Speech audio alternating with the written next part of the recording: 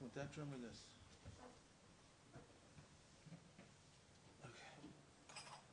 Oh, hey, Vaisesika Thakur. Take your time.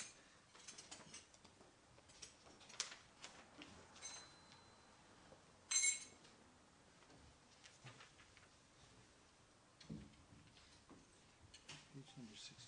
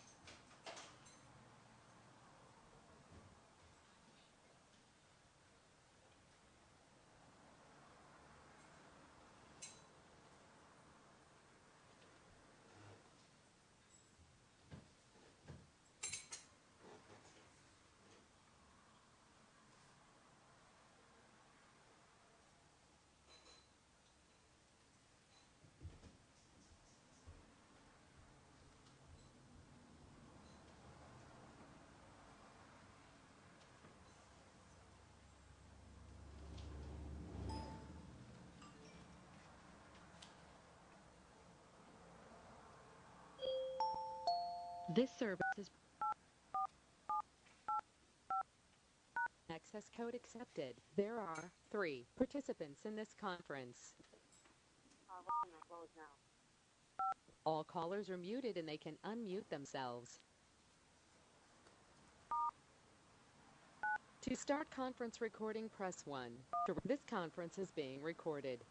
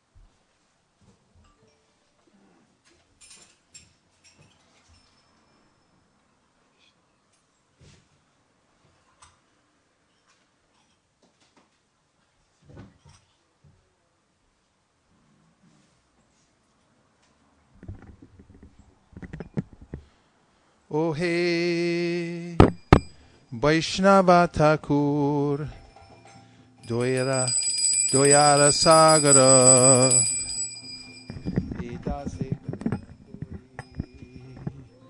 Vaishnava Thakur, Sagara.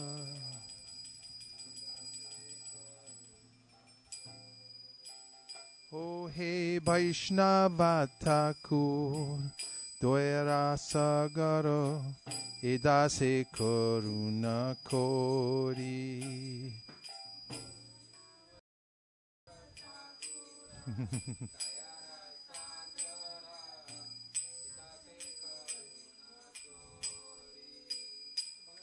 O hey Vaishnava Thakur, Doyara Sagara, Edase Karuna Kori.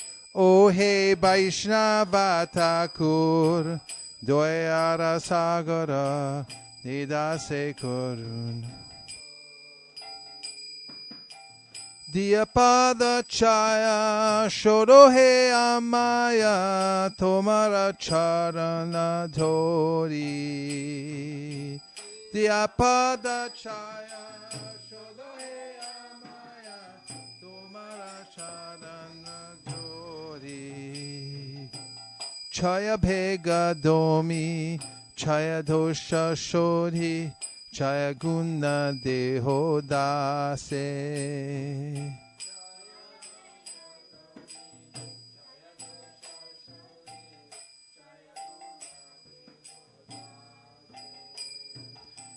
Chaya Satsanga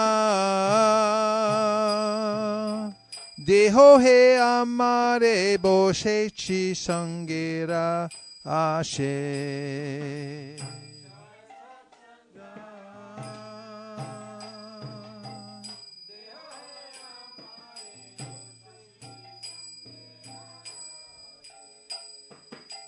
Ekaki amar nahi pai bolo harinama sankirtane.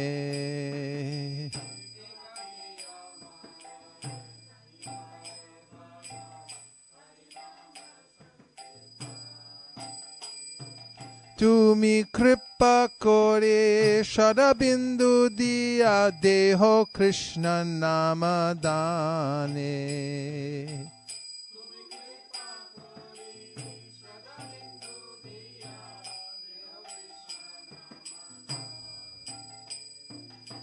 Krishna se tomar, Krishna dite paro, tomara shakti ache.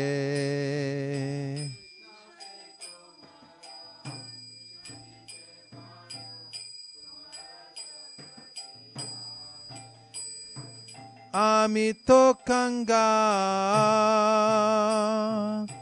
Krishna Krishna bole dae tava pache pache.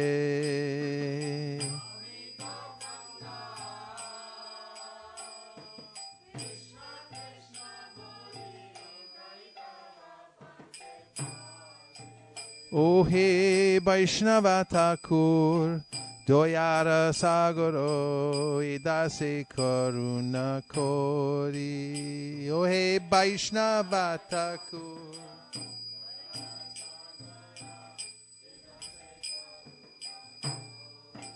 O he Vaishnava Thakur, Doyara Sagara, Idase Karuna Kori. O he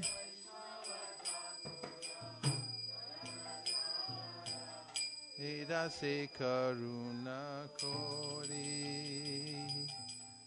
O Venerable Vaishnav Thakur, O Ocean of Mercy, be merciful to this servant of yours, and purify me with the shade of your lotus feet. Your lotus feet I humbly hold. By helping me control the 6 urges and purifying me of the 6 faults, bestow upon your servant the 6 good qualities. O Master, please give me the 6 kinds of holy association. I have sat down here hoping to have your company. Alone I do not find the strength to chant the holy name of Hari. Please be merciful, and blessing me with a drop of faith, bestow on me the great treasure of the holy name of Krishna. Krishna is yours, and you can give him to me, for such is your power. This wretch is simply running behind you, crying out, Krishna, Krishna. Om Agyanatimirandasya Gyananjana Shalakaya Chakshurum Militam Dena Tasmai Shri Gurave Namaha. Shri Caitanya Manobhishtam Stapitam Dena Bhutale Swayam Rupa Katahmayam Dadati Swapadantikam Vandeham Sri Guru Sri Yuta Padakamalam Sri Gurun Vaishnavamscha Sri Rupam Sagrajatam Sahagana Raghunatham Vitam Tam Sajivam Sadvaitam Sadvatutam Parijana Sahitam Krishna Chaitanya Devam Sri Radha Krishna Padan Sahagana Lalita Shivishakan Vitamscha He Krishna Karuna Sindho Dinabandho Jagatpate Gopesha Gopika Kanta Radha Kanta Namostute Tapta Kanchana Gaurangi Radhe Vrindavaneshwari Vrishabhanu Sute Devi Pranamami Hari Priye Vancha Kalpatarubhyascha Kripa Sindhubhya Evacha Patitanam Pavanebhyo Vaishnavebhyo Namo Namaha Jaya Shri Krishna Chaitanya Prabhu Nityananda Sri Advaita Gadadhara Srivas Gaura Bhaktivinoda Hare Krishna Krishna Krishna Hare Hare Hare Rama Rama Rama Hare Hare Srivas Pandito Dhiman Yapura Narado Munihi Parvatyo Munivaro Ya Asin Narado Priyaha Shri Rama Pandita Shriman Tatkanishta Sahodaraha Nam Pika Vraje Dhatri Stanya Dhatri Stata Pura Saiveyam Malini Naomi Srivas Grihini Mata. Srivas is Narada, who plays an important role in Krishna's Leela.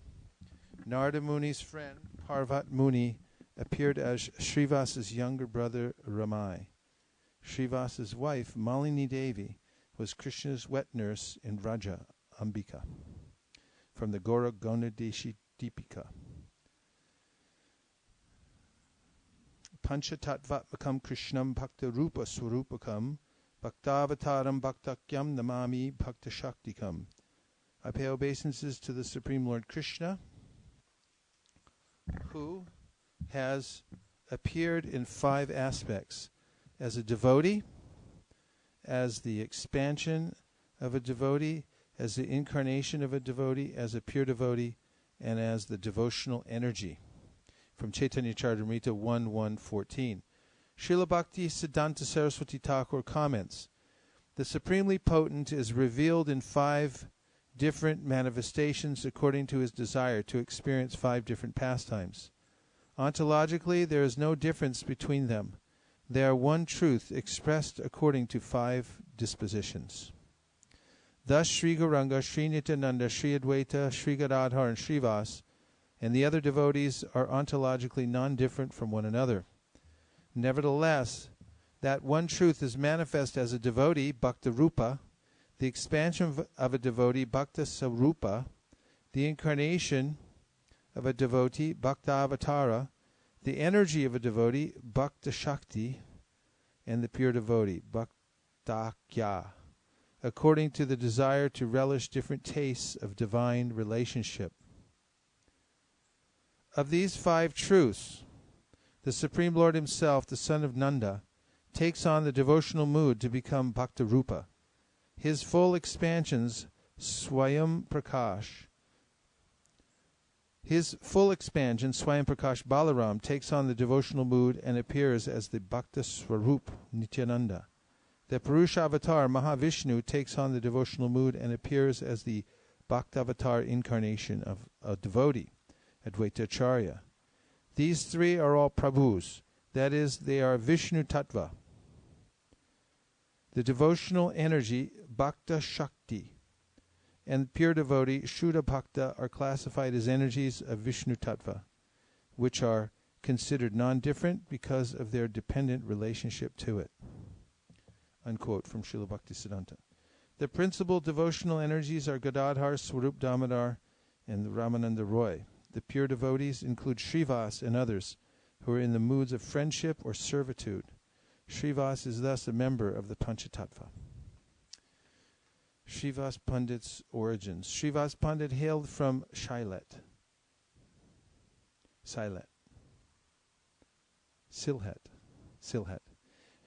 Srivas Pandit hailed from Sylhet. He later came to live in Navadvip, where he made an immense contribution to Gauranga Lila.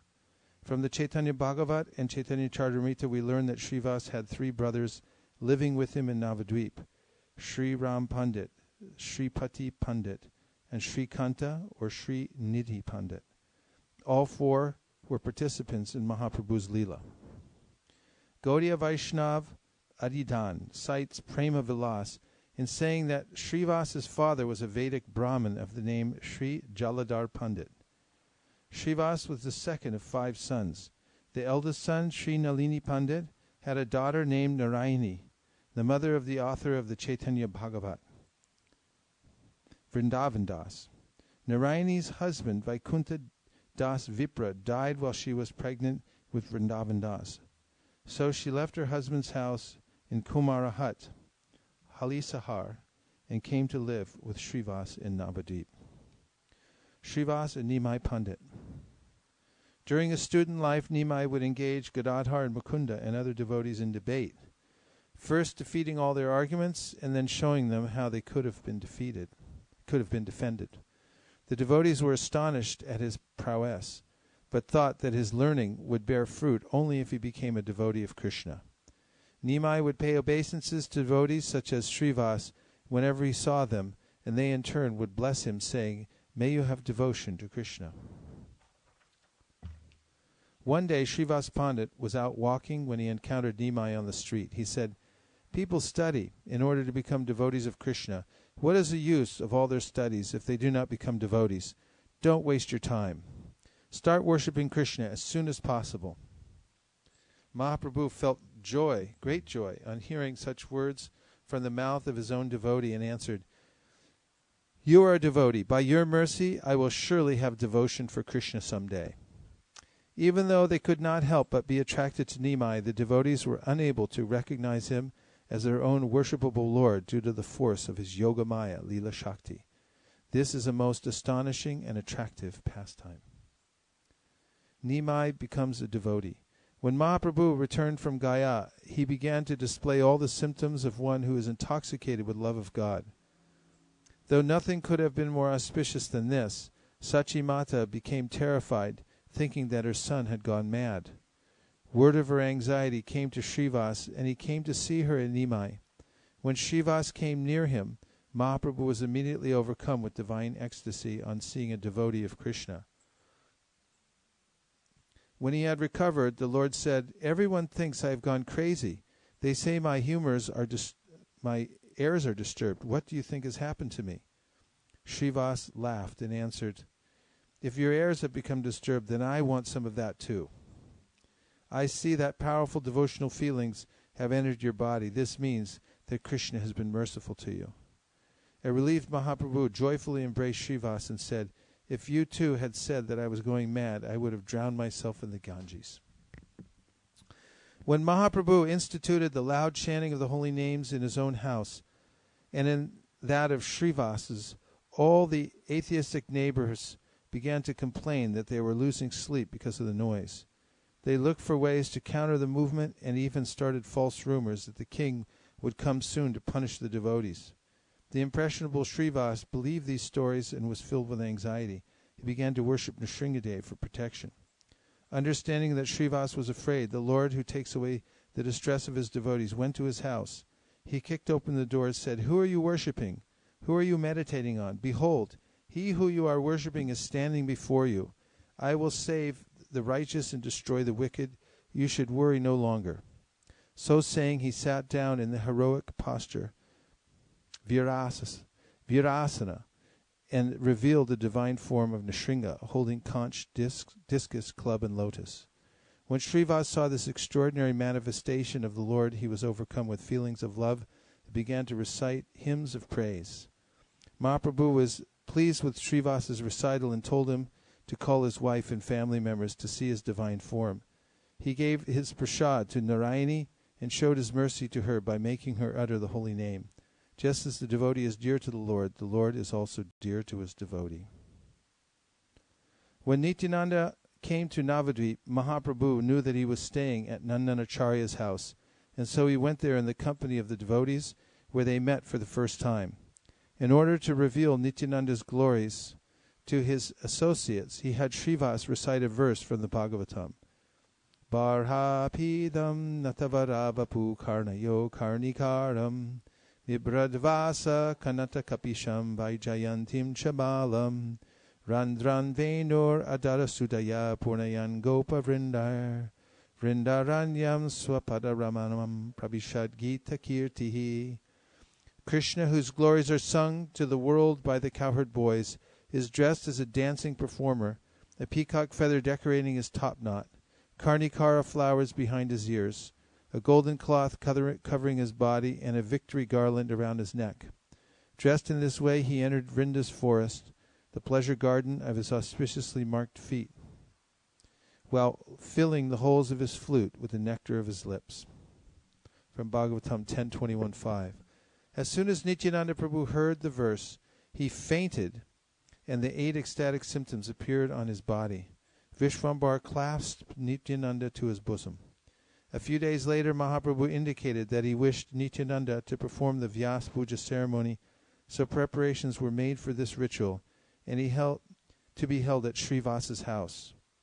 On the eve of the ceremony, when the Adivas Kirtan was being sung, Mahaprabhu himself was possessed by the spirit of Baladev, thus revealing Nityananda's identity with Balaram. Then he called out Advaita's name, Nara, Nara, meaning one who makes something move, revealing how he had made him descend by his prayers. On the following day, Srivas Pandit took the role of the ceremony's acharya. After completing the puja, he placed a flower garland in Nityananda's hand and told him to offer it to Vyasadeva while chanting the appropriate mantras. Nityananda hesitated and looked around until Mahaprabhu told him to hurry up and complete the ceremony by offering the garland to Vyasadeva. The ever-independent Nityananda, however, put the garland around Mahaprabhu's neck instead of giving it to the deity. Mahaprabhu immediately gave Nityananda a vision of a 6-armed form with Balaram's club and plough, along with the usual 4 symbols of Vishnu. At the end of the Vyas Puja, Mahaprabhu ordered the devotees to sing the holy names, and as they did so, he asked Srivas for the prasad, which he personally distributed to all the devotees, as well as to Srivas's servants. Everyone ate the offerings with great pleasure. When Mahaprabhu saw Srivas's devotion to Nityananda, he blessed him as follows. Jadi Lakshmi Bhiksha Kari Nagare Nagare Tatapiha Daridra Tor Nahi Bheka Ghare Birala Kukuradi Tomar Barira Sabhara Amate Bhakti Habheki Stira Nityanande Samarpi Lun Tomastani Sarvamate Sambarano Kariba Apane. Even if the goddess of fortune should be forced to beg from town to town, there will never be any poverty in your home. Even the dogs and cats in your home will have enduring devotion to the Lord. I have turned Nityananda over to you, so take responsibility for him. From the Chaitanya Bhagavat 2:8, 20-22. Krishna Kirtan at Srivasangan. When Mahaprabhu desired to begin his Sankirtan pastimes, he held them in the house of Srivas with only his intimate associates present. It all began on an Ekadashi, with Mahaprabhu revealing many transformations of ecstatic love as soon as the chanting began. Shri Hari Vasare Hari Kirtan Vidhan Nritya Aram Bila Prabhu Jagatera Pran Punyavanta Srivasangane Shubharambha Uttila Kirtana Dhvani Gopal Govinda. The scriptural injunction is that one should engage in Hari Kirtan on Ekadashi evening, also known as Hari Vasara. On that night, Mahaprabhu, the life of the world, began to dance. This auspicious beginning for the Sankirtan movement took place in the pious Srivas courtyard, where in the pious Srivas's courtyard, where the sound of Krishna's names, Gopal and Govinda, rose to the sky. That verse is also from the Chaitanya Bhagavat. Mahaprabhu ordered that the doors should remain closed, and the wicked and hard-hearted persons who were refused entry began to criticize Mahaprabhu and his devotees. Mahaprabhu's followers ignored their insults and continued to ecstatically sing the holy names, just as the long night of the Ras Leela seemed to the gopis to last only a few moments. The nights of kirtan at Srivas's house seemed brief to Mahaprabhu and his followers. At the end of one such night, Mahaprabhu placed all the Shalagram Shilas on his lap and sat down on the altar, where he revealed his divine nature in a wonderful form and accepted all the food offerings given to him by his devotees. On another occasion, Mahaprabhu engaged in his Mahaprakash Leela, the pastime of the Great Epiphany, at Srivasangan. This is recounted in chapter 9 of the Chaitanya Bhagavat's Madhyakanda. On that occasion, he withdrew his devotional mood, stopped all his divine chances, and openly revealed his divinity, sitting on Vishnu's throne for 21 hours. At his signal, the devotees performed the Abhishek ceremony reserved for the King of Kings, according to the scriptural regulations. The devotees made their offerings of flowers and gifts of Mahaprabhu, stretched out his feet. The devotees made their offerings of flowers and gifts, and Mahaprabhu stretched out his feet and accepted them without artifice. He then gave all present a blessing, fulfilling their personal desires. In the course of this 21-hour Sat Prahariya pastime, Mahaprabhu appeared in the forms of all the previous avatars. One evening, Srivas's mother-in-law hid in a corner of the courtyard from where she hoped to be able to see the Lord's Sankirtan pastimes. Being the indweller in all beings, the Lord was aware of her presence and kept repeating to his companions that on that day he felt no joy in singing the holy name. This was very disquieting to the devotees who, suspecting that some outsider might be hiding there, started to search through the house. When Srivas found his mother-in-law, he was mortified, and taking her by the hair, led her out of the courtyard. Only those who have received the mercy of Sri Chaitanya Mahaprabhu have the right to witness his pastime. Big difference, right? Between hand and hair. On another occasion, a certain brahmachari who subsisted on milk alone asked Srivas for permission to see Mahaprabhu's kirtan. Srivas knew that he was sattvic in his habits, and so he invited him in. Srivas had the brahmachari hide inside the house, but Mahaprabhu, the indweller in all beings, was well aware of what was taking place. He said, "I don't know what is wrong with the kirtan today, but I am feeling no pleasure in it. I think there must be an outsider here somewhere." Srivas became afraid and said, "A brahmachari who takes only milk asked if he could watch you dance. He was so eager, and I knew him to be austere, so I let him in." Mahaprabhu became angry and answered, "One cannot attain devotion to Krishna without surrendering to him, and certainly not by eating a milk diet and engaging in other superficial austerities. Make him leave." The Brahmin fearfully left the house, but still asked if he could have a partial look at the Lord. The most merciful Lord called him to his side, and placed his lotus feet on his head, telling him not to make a show of his austere practices out of pride. When Mahaprabhu put on a play about Vrindavan pastimes at Chandrasekhar's house in Mayapur, Srivas played the part of Narada Muni. Advaita took on the role of the clown, or Vidusaka, and Haridas Thakur played the police officer. Mahaprabhu himself played Krishna's wife, Rukmini, and then the Adyashakti, while Nityananda played the part of an old woman. The Lord sat on the altar in the mood of the goddess of fortune Lakshmi, and later as the mother of the universe. In a spirit of affection for his devotees, he gave them his breast to drink from. Offenses to Srivas. Mahaprabhu's kirtans went on at Srivas's house with the doors locked every night for a full year. During this time, many non-devotee Brahmins tried to make fun of Mahaprabhu and his associates. Several of these Prashandis became envious because they were unable to see what was going on and insulted the devotees. One of them was a Bhattacharya Brahmin named Gopal Chapala, who decided to destroy Srivas's reputation by placing a plate of offerings intended for Kali on his doorstep. These included liquor and meat, red hibiscus, jaba pool, that's what we used to have growing out here, flowers, and red sandalwood.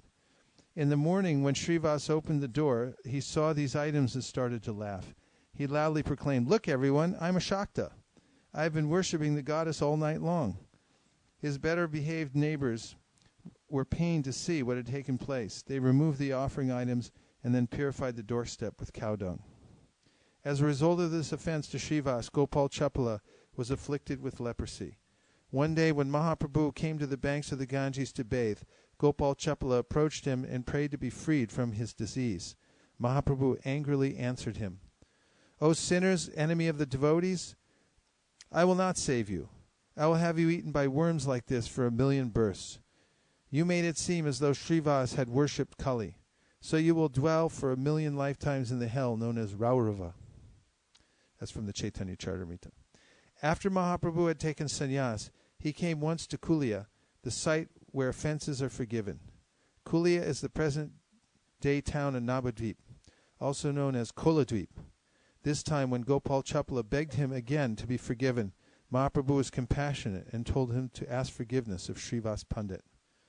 One asked to ask forgiveness of the very devotee one is offended if one wishes to be freed of the offense.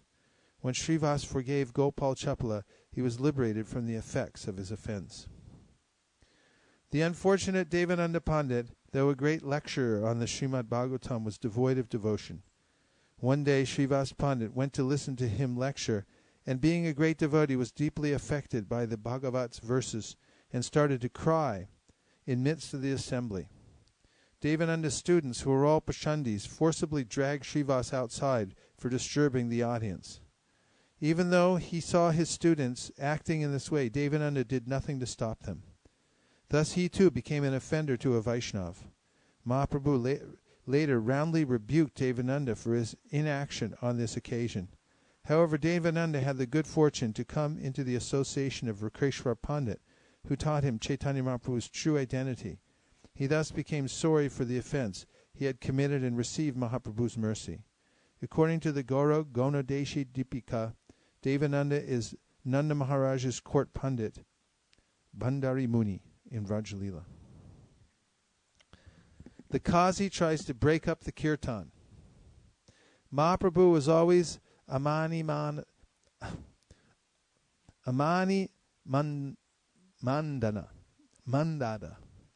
He asked for no honors for himself, but always showed respect to others. He would embrace everyone and with great feeling ask them to chant the names of the Lord. These converts would then engage in the loud chanting of the holy names and the accompaniment of mridungas and conch shells. Materialistic persons considered them to be nothing other than musicians who were worshipping Mahamaya on the wrong day and would insult them with various blasphemous statements. One day the local magistrate or Qazi, known as Shiradujin Chand Qazi, was walking by and saw the scene. Hearing the loud noise of the kirtan, he became irritated and angry. He went to Srivas's house and broke the mridanga and had some of the devotees beaten as a warning. He said, "If anyone does this sankirtan again, he will be punished even more severely." This prohibition brought great satisfaction to all the Pashandis of the town, and they joyfully continued to mock the devotees. When Mahaprabhu received word of the incident, he became very angry. He ordered the devotees to take torches and musical instruments and join him for a demonstration against the Qazi's edict. Telling them to be fearless, he separated the devotees into several groups and then led the procession along the banks of the Ganges, himself dancing at its head. Thousands of men, women, and children put aside their housework to join him and follow the Sankirtan procession. When the miscreants heard the sound of the kirtan, their hearts began to tremble. Meanwhile, when Chand Qazi heard that thousands of Hindus were approaching his house, he ran inside to hide, trembling with fear. Upon his arrival, Mahaprabhu asked some respectable persons from the neighborhood to kindly inform the Qazi that he was there and that he meant him no harm. When the Qazi heard the polite way in which Mahaprabhu had addressed him, he was attracted and came outside. He addressed Mahaprabhu as nephew, since by village relationship he was Nilambar Chakravarti's brother. After a few moments of cordial conversation, the Qazi recounted the following story. The night that I broke the Madunga, I had a dream in which I saw a most frightening figure, half man, half lion. He came and sat on my chest and threatened to rend it asunder the way I had broken the drum. When he saw how afraid I was, he calmed me down and told me that he would forgive me if I promised never to interfere with the kirtan again. Chand Kazi then showed the scratch marks that had been imprinted on his chest by Nrsingadev's claws. He then promised that neither he nor anyone from his family would ever stop Sankirtan again. He also became Mahaprabhu's devotee. The tomb of Chand Kazi is in Baman Pukur, by which stands a very old Goloka chump tree. Both Hindus and Muslims offer their respects to the tomb of the Chand Kazi. More kirtan pastimes at Srivas Angam. After a night of kirtan at Srivas's house, when Mahaprabhu returned to external awareness, he would go with all the devotees to bathe in the Ganges. Sometimes the devotees would ceremonially bathe the Lord at Srivas Angam. One of Srivas's servant girls named Dhuki would watch Mahaprabhu's ecstatic dancing with tears in her eyes. She also performed the service of filling jugs of water from the Ganges for Mahaprabhu's morning bath. One day Mahaprabhu observed her devotion and was pleased. He changed her name from Dhuki, unhappy, to Sukhi, happy. Another day, Srivas's only son died while Sankirtan was being performed in his house. Srivas was afraid that the sounds of mourning from the women's quarters would disturb Mahaprabhu while he was engaged in singing the holy names. So he went directly into the house and tried to quiet the women by explaining spiritual truths to them. When they still didn't stop their loud lamentations, Srivas threatened to throw himself into the river and drown if they did not stop making noise. This had the desired result. Later on that night, however, the kirtan came to a stop, and Mahaprabhu said, "Something doesn't seem right. Has some tragedy taken place in the Pandit's house?" Srivas answered, "How can anything be wrong when I have your smiling face in my home?" However, some of the other devotees said, Prabhu, Srivas's only son died in the evening about an hour after sunset." Mahaprabhu asked, "Why did no one say anything before now?" The devotees answered, "Lord, Srivas told us not to, because he was afraid that it would interfere with your pleasure in the kirtan." Mahaprabhu said, "How could I ever abandon devotees who love me to this extent?" and started to cry. After this, he went inside and sat down beside the child's dead body and brought him back to consciousness. He asked, "Child, why do you want to leave the house of such a great devotee as Srivas?" The dead child answered, "The few days that I was to spend in Srivas's house are over, and now I am following your wishes in going elsewhere. I am a living being without any independence. I cannot go against your wishes. Please be merciful to me, that I never forget your lotus feet wherever I go." When Srivas's family members heard the child speak such wisdom, they immediately forgot their distress and stopped mourning. Mahaprabhu said to Srivas, "From this day on, Nityananda and I will be your sons. We will never leave you." Srivas visits to Puri. Srivas's visits to Puri. After Mahaprabhu had taken sannyas and was living in Puri, Srivas would come with the other devotees each year to stay with him for the 4 months of the rainy season. Advaita, Nityananda, Mukunda Dato, Srivas, Vidyanidhi, Vasudev Dato, Murari Gupta, and all of Mahaprabhu's other devoted servants met him in Puri every year and stayed 4 months. Mahaprabhu engaged in various pastimes in their company. Srivas was a participant with Mahaprabhu in his leelas of cleaning the Gundicha temple and Rath Yatra. He was the principal singer in the second kirtan group, or Sampradaya, whose chief dancer was Nityananda Prabhu himself. Swarup Damodar was the lead singer and Advaita Charya the dancer in the first kirtan group. In the third, Mukunda Dato sang, while Haridas Thakur danced. Govinda Ghosh sang in the fourth, with Virkeshwar Pandit dancing. The fifth sampradaya came from the village of Kulina, and Ramananda and Satyaraj were its principal dancers. The sixth group was from Shantipur, in which Achyutananda danced. The seventh group was composed of the residents of Shikanda, in which Narahari and Raghunandan took the lead roles. When Mahaprabhu wished to dance, the seven groups all came together. On one such occasion, the king Prataparudra was watching Mahaprabhu's wild dancing while leaning on his servant Harichandan's shoulder. In the meantime, Srivas came and stood in front of Harichandan to watch Mahaprabhu himself. The king's servant kept pushing the deeply absorbed Srivas, telling him to move so that the king could see. Srivas became irritated at the repeated disturbance and finally turned around and slapped Harichandan. Harichandan became angry and was about to hit him back when the king stopped him, telling him how fortunate he was to have been touched by the hand of a devotee such as Srivas. One day, Srivas and the other devotees led by Advaita Prabhu were glorifying Mahaprabhu's name, form, quality, and activities. Mahaprabhu became angry and left the scene, but later accepted defeat and acquiesced to their desires to glorify him. Srivas moves to Kumarahata. After Mahaprabhu took sannyas in Katwa, Srivas and his brothers found it impossible to remain in Navadip, where everything was full of painful reminders of the Lord. They moved to Kumarahata, Halisahar, near the birthplace of Ishwarapuri. Even so, Srivas and his brothers made annual trips from Kumarahat both to Nilachala to see Mahaprabhu and to Mayapur to visit Shachimata. On one occasion, Mahaprabhu came to his guru's birthplace and showed his respects by taking some dust and wrapping it in his cloth. From there, he went to Srivas's house. All the members of the household joyfully received him and his companions and became absorbed in their service.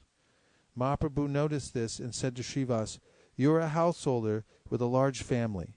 You have to earn money in order to maintain your family. Otherwise, how will you be able to do so?" Srivas first replied that he had no wish to make money, and then clapped his hands 3 times. Mahaprabhu asked him what he meant by clapping his hands, and Srivas answered, "I will fast 1, 2, 3 days. Then if I still get nothing to eat, I will tie a jug to my neck and jump into the Ganges." Mahaprabhu responded to Srivas' statement by giving a roar and repeated the blessing he had given him before in Navadvip. "Even if the goddess of fortune has to go begging, you will never know want in your home." Lord Krishna himself provides everything that is his exclusive devotees, everything that his exclusive devotees need. Ananyas chintayanto mam ye jana paripasite tesham nityabdiyuktanam yogakshemam bahamyaham. I personally assume the whole responsibility of acquiring and protecting the necessities for my fully dependent devotees who are always absorbed in thoughts of me and worship me exclusively. From the Gita 9:22.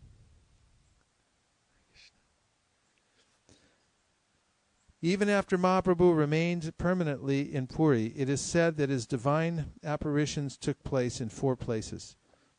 In Sachi Devi's house, wherever Nityananda was dancing, in Srivas's kirtan, and in the home of Raghava Pandit.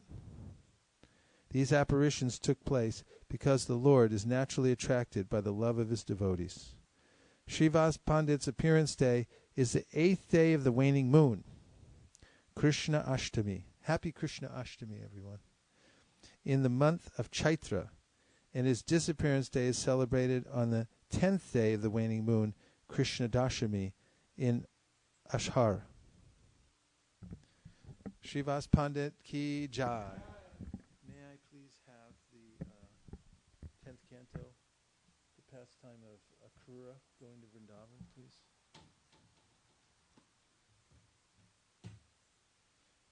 Jaya Radha Madhava Kunda Bihari.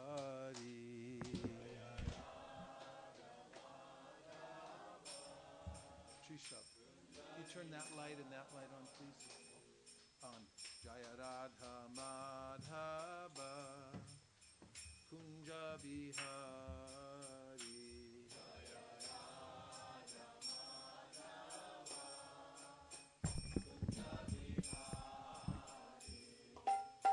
Gopijana Ballabha Girivardhari.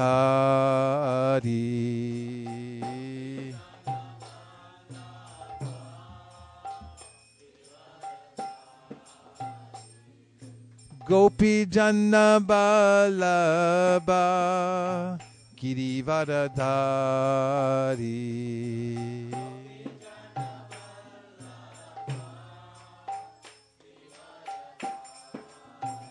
Yashodanandana Vrajajanarandana.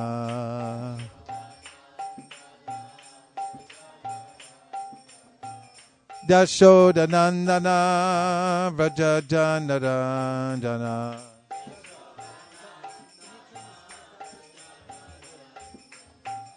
Yashodanandana Vrajajanarandana.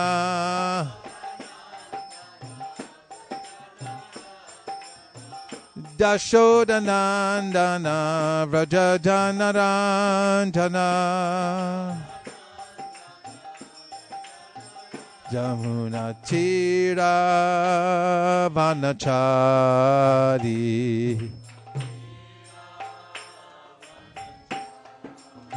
Jamuna Tira Vanachari.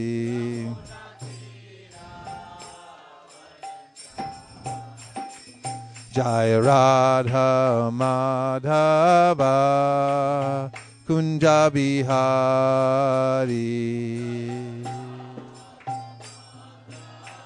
Go Premanandi, a little bit more. Jai Radha Madhava Kunja Bihari.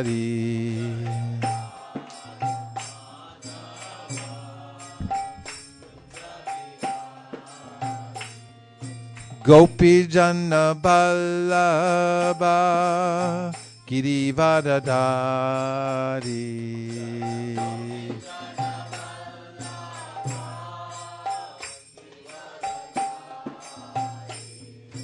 Gopijana Ballabha Girivardhari.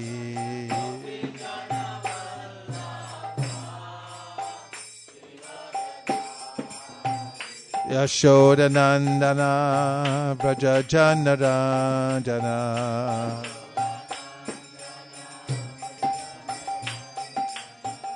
Yashodanandana Vrajajanarandana.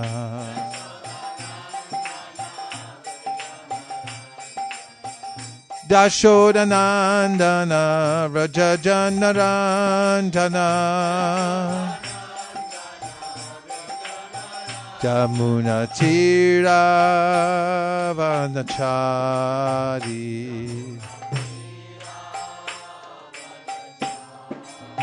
Jamuna Tira Vanachari.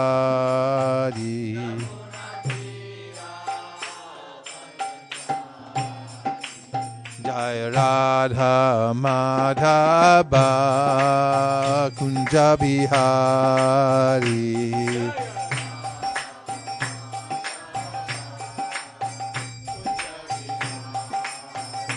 Jaya Radha Madhava Kunja Bihari.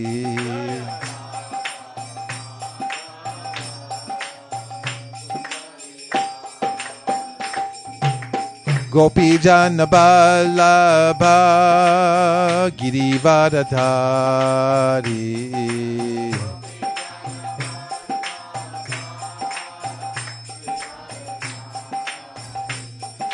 Gopijana Ballabha Girivardhari.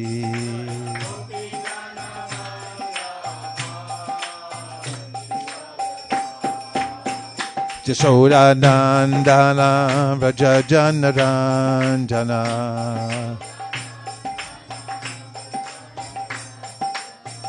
Yashodanandana Vrajajanarandana.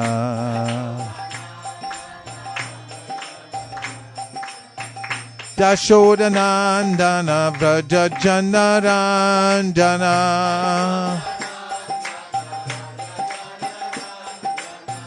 Dashodanandana Vraja Janarandana Jamunatira Vanachari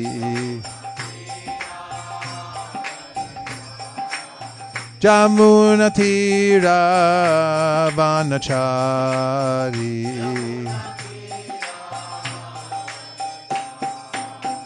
Jaya Radha Madhava Kunja Vihari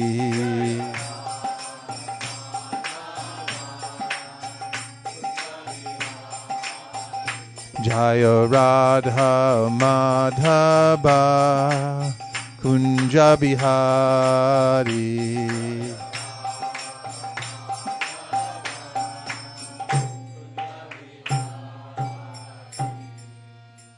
Om Namo Bhagavate Vasudevaya Om Namo Bhagavate Vasudevaya Om Namo Bhagavate Vasudevaya. Why do you sit over here?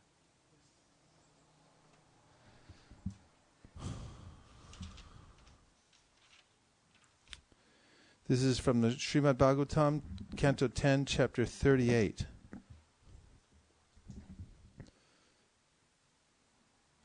Yeah, it's okay. Tonight's topic is overcoming spiritual poverty. Is that what it is? Akrura's arrival in Vrindavan. This chapter describes Akrura's trip from Mathura to Vrindavan, his meditation on Krishna and Balaram along the way, and the honor the two lords showed Akrura upon his arrival. Early in the morning, on the day after Kamsa had ordered him to bring Krishna and Balaram to Mathura, Akrura prepared his chariot and set off for Gokula.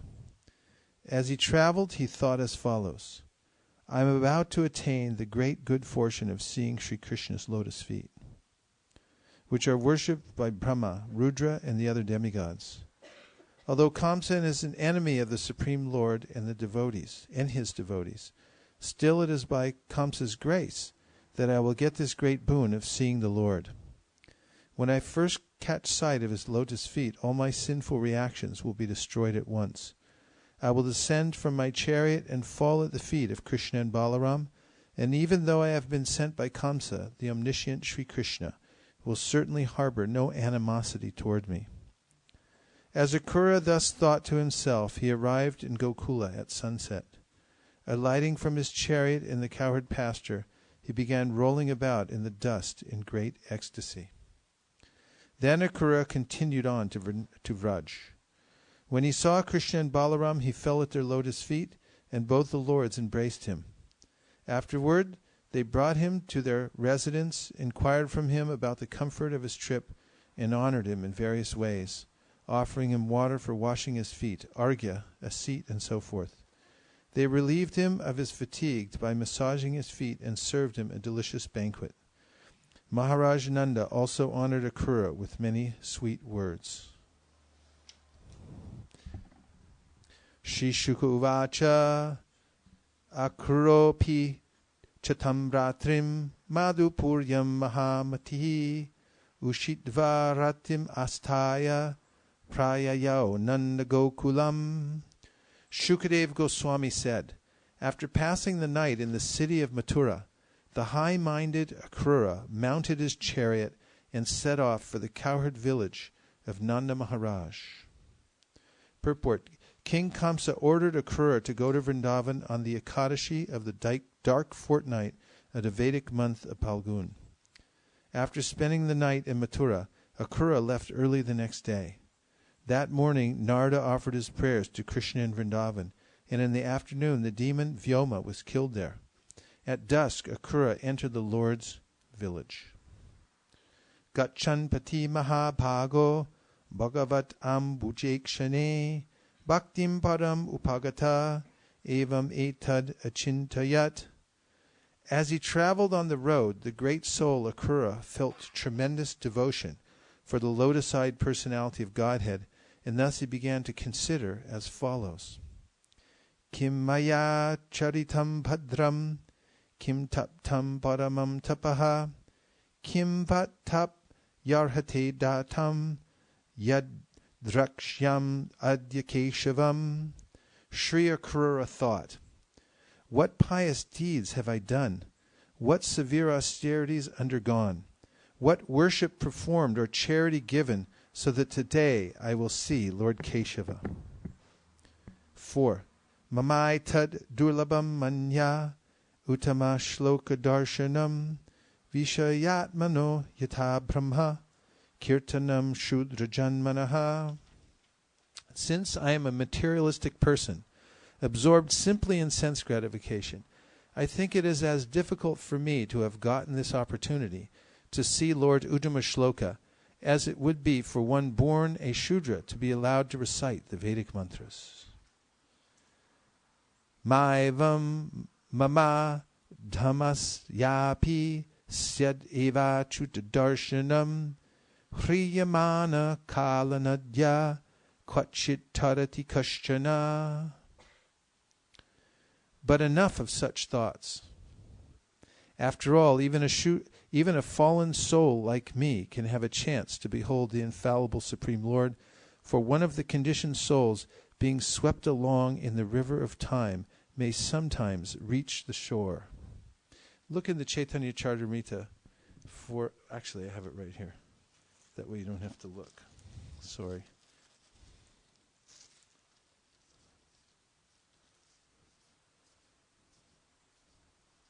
Puja, grab Madhya Lila 19th chapter, verse 236. Madhya 19, 236.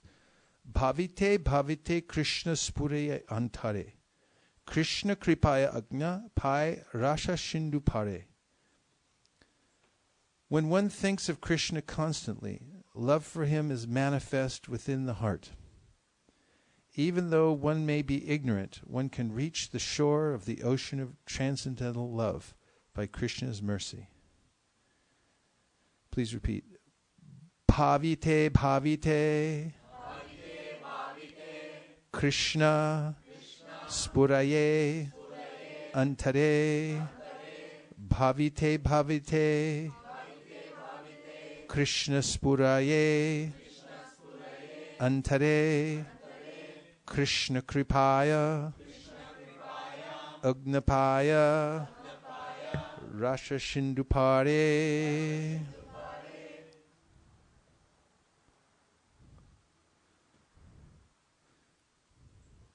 Okay, these are the instructions from the Lord to Rupa Goswami. I found some, so here's the verse from the Bhagavatam. But enough of such thoughts. After all, even a fallen soul like me can have the chance to behold the infallible Supreme Lord, for one of the conditioned souls, being swept along in the river of time, may sometimes reach the shore. It's this kind of the same mood. And may I please have the 7th canto, 9th chapter?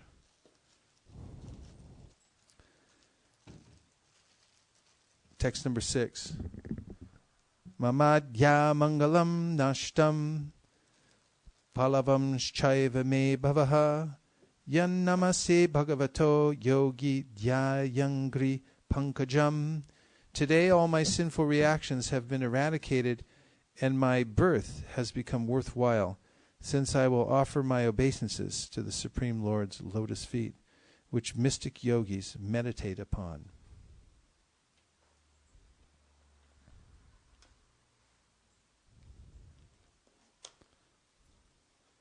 Thank you.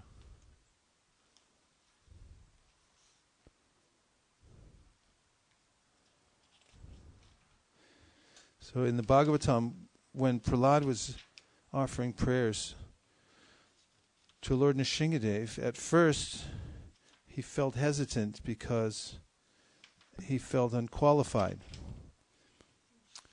And he said that the demigods who have wonderful qualities, they're in the mode of goodness, they know Sanskrit and so forth, had offered prayers and it hadn't been successful. Lord Nrsimhadev was still angry. He said, then how should I be successful? How will I be successful? I'm not at all qualified.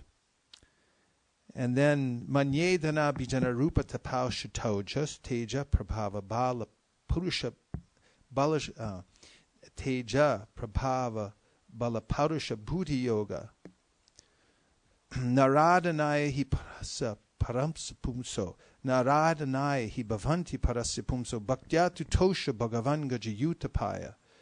Then he said that one may possess all kinds of good qualities and wealth and physical strength, diligence, and so forth.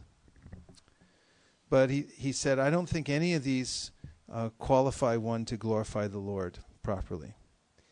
And then he remembered Gajendra, Bhaktya Tutosha Bhagavan Gajayutapaya. And he said that Gajendra was an elephant. And because he sincerely offered his love through his prayers to the Lord accepted them. And he was satisfied. The Lord was satisfied. Bhaktya Tutosha Bhagavan. Tutosha Bhagavan. He satisfied Bhagavan. Bhaktya. Through what? Bhakti. So this is the only qualification by which one can satisfy the Supreme Personality of God. It doesn't matter what one's external circumstances are. But if one has that touch of bhakti, then one can satisfy the Lord. Then he said that if one is simply sincere,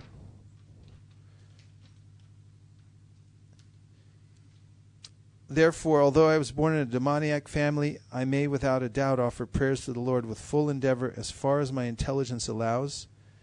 Anyone who has been forced by ignorance to enter the material world may be purified of material life if he offers prayers to the Lord and hears of the Lord's glories. So if one offers with sincere feeling one's prayers, then they'll be accepted. He can satisfy the Lord, otherwise not.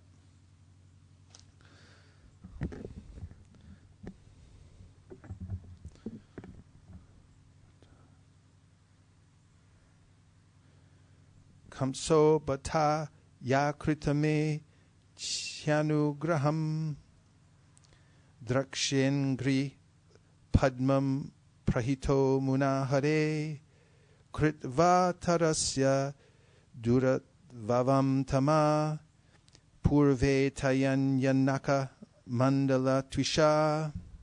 Indeed, today King Kamsa has shown me extreme mercy by sending me to see the lotus feet of Lord Hari, who has now appeared in this world. Simply by the effulgence of his toenails, many souls in the past have transcended the insurmountable darkness of material existence and achieved liberation. Purport: Akura noted how ironic it was that the envious demoniac Kamsa had given him an extraordinary blessing by sending him to see the Supreme Lord Krishna.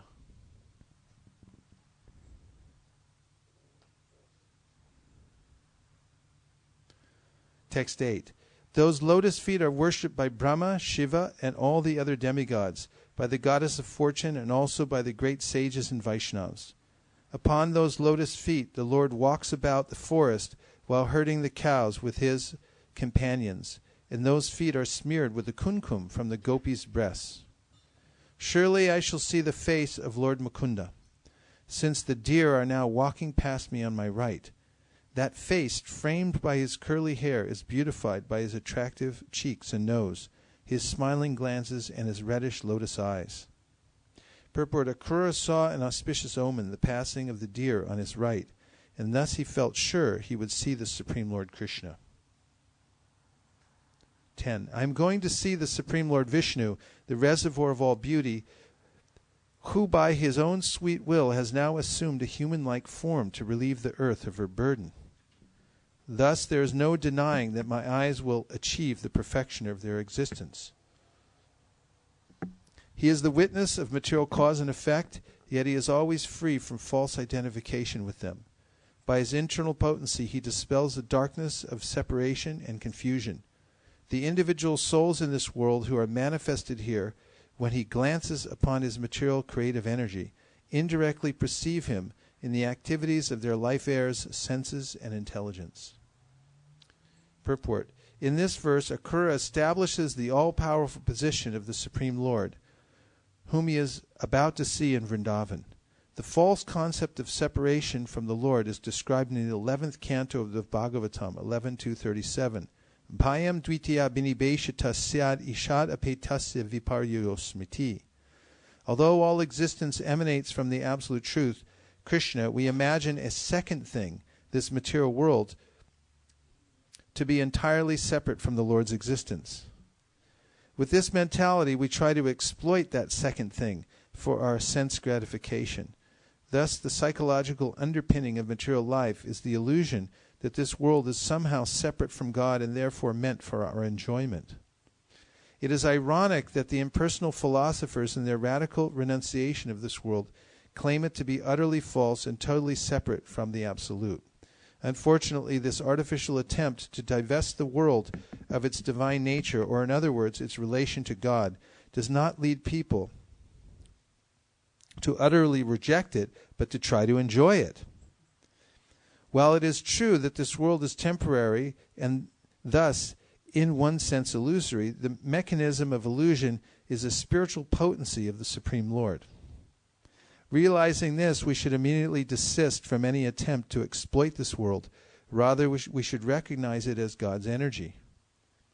We will actually give up our material desires only when we understand that this world belongs to God, and it is therefore not meant for our selfish gratification. The word abhiyate refers here to a process of surmising the presence of the Lord through meditative introspection. This process is also described in the 2nd canto of the Bhagavatam 2.35. Bhagavan sarvabhuteshu lakshita swatmanahari drishya buddhyadibir drashta lakshaner anumapakai. The personality of Godhead, Lord Shri Krishna, is in every living being along with the individual soul, and this fact is perceived and hypothesized in our acts of seeing and taking help from the intelligence. Thakura states that the Lord is free from the egoistic pride afflicting ordinary embodied souls. Yet the Lord appears to be embodied like everyone else, and therefore someone might object to the statement that he is free of egoism. Srila Vishwanath Chakravarti Thakur comments on this puzzle as follows. How can we distinguish between being free of false ego and being afflicted by it? If a living entity is situated in a body, argues the objector, he will encounter the unhappiness and confusion that occur within it, just as a person living in a house, whether he be attached to it or not, cannot avoid experiencing the darkness, warmth, and cold that occur within it.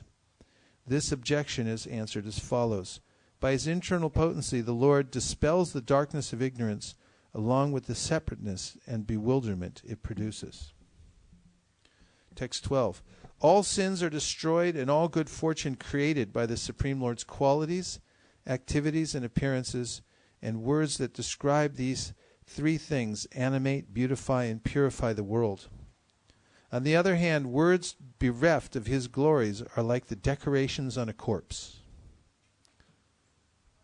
Purport. Srila Sridhar Swami brings up the following possible objection. How can one who is devoid of ordinary ego, who is fully self-satisfied, engage in pastimes? The answer is given here. Ready for the answer? How ready are you? Yes.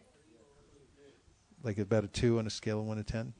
Yes. Lord Krishna acts on the pure spiritual platform for the pleasure of his loving devotees, not for any kind of mundane gratification. Text 13. The same Supreme Lord is descended into the dynasty of the Sattvatas to delight the exalted demigods who maintain the principles of religion he has created. Residing in Vrindavan, he spreads his fame, which the demigods glorify in song and which brings auspiciousness to all. Today I shall certainly see him, the goal and spiritual master of the great souls. Seeing him brings jubilation to all who have eyes, for he is the true beauty of the universe. Indeed, his personal form is the shelter desired by the goddess of fortune. Now all the dawns of my life have become auspicious. Then I will at once alight from my chariot and bow down to the lotus feet of Krishna and Balaram, the Supreme Personalities of Godhead. Theirs are the same feet that great mystic yogis striving for self-realization bear within their minds. I will also offer my obeisances to the Lord's cowherd boyfriends and to all the other residents of Vrindavan. And when I have fallen at his feet, the Almighty Lord will place his lotus hand upon my head.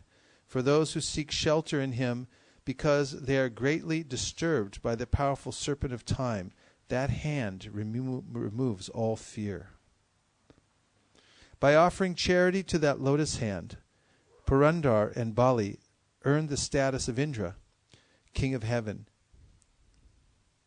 And during the pleasure pastimes of the rasa dance, when the Lord wiped away the gopis' perspiration and removed their fatigue, the touch of their faces made that hand as fragrant as a sweet flower. Purport. The Puranas call the lotus found in the Manasa Sarovara lake a Sogandhika.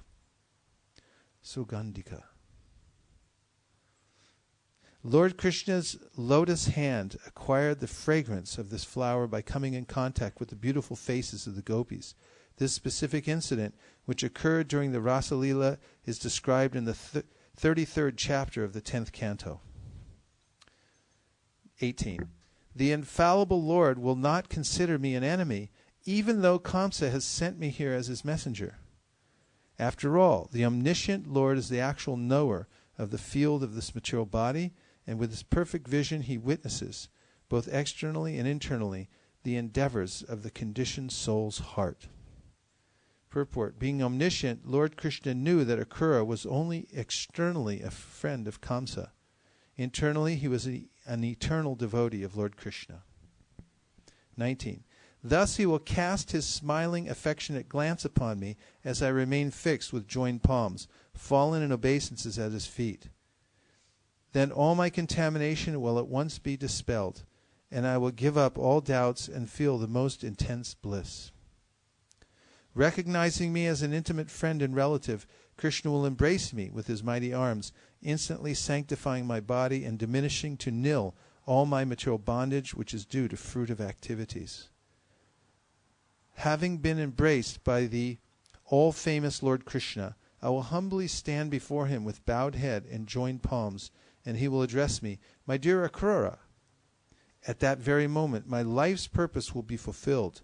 Indeed, the life of anyone whom the Supreme Lord fails to recognize is simply pitiable. The Supreme Lord has no favorite and no dearmost friend, nor does he consider anyone undesirable, despicable, or fit to be neglected.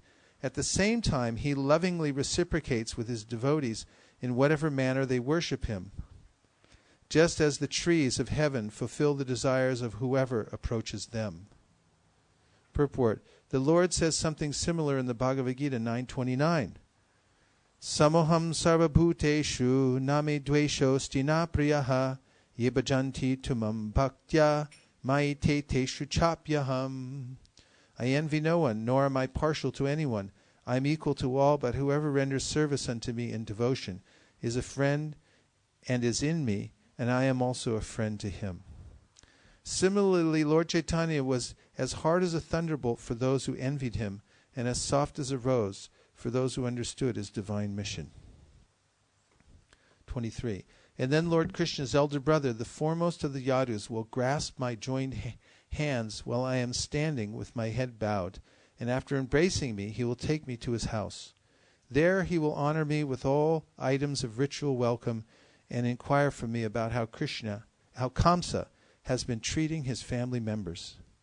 Shukadeva Goswami continued, "My dear king, while the son of Shwapalka, traveling on the road, thus meditated deeply on Sri Krishna, he reached Gokula as the sun was beginning to set." Purport. Srila Sridhar Swami comments that although Akrura did not even notice the road, being deeply absorbed in meditation on Krishna, he still reached Gokula on his chariot. 25. In the cowherd pasture, Akrura saw the footprints of those feet, whose pure dust the rulers of all the planets in the universe hold on their crowns.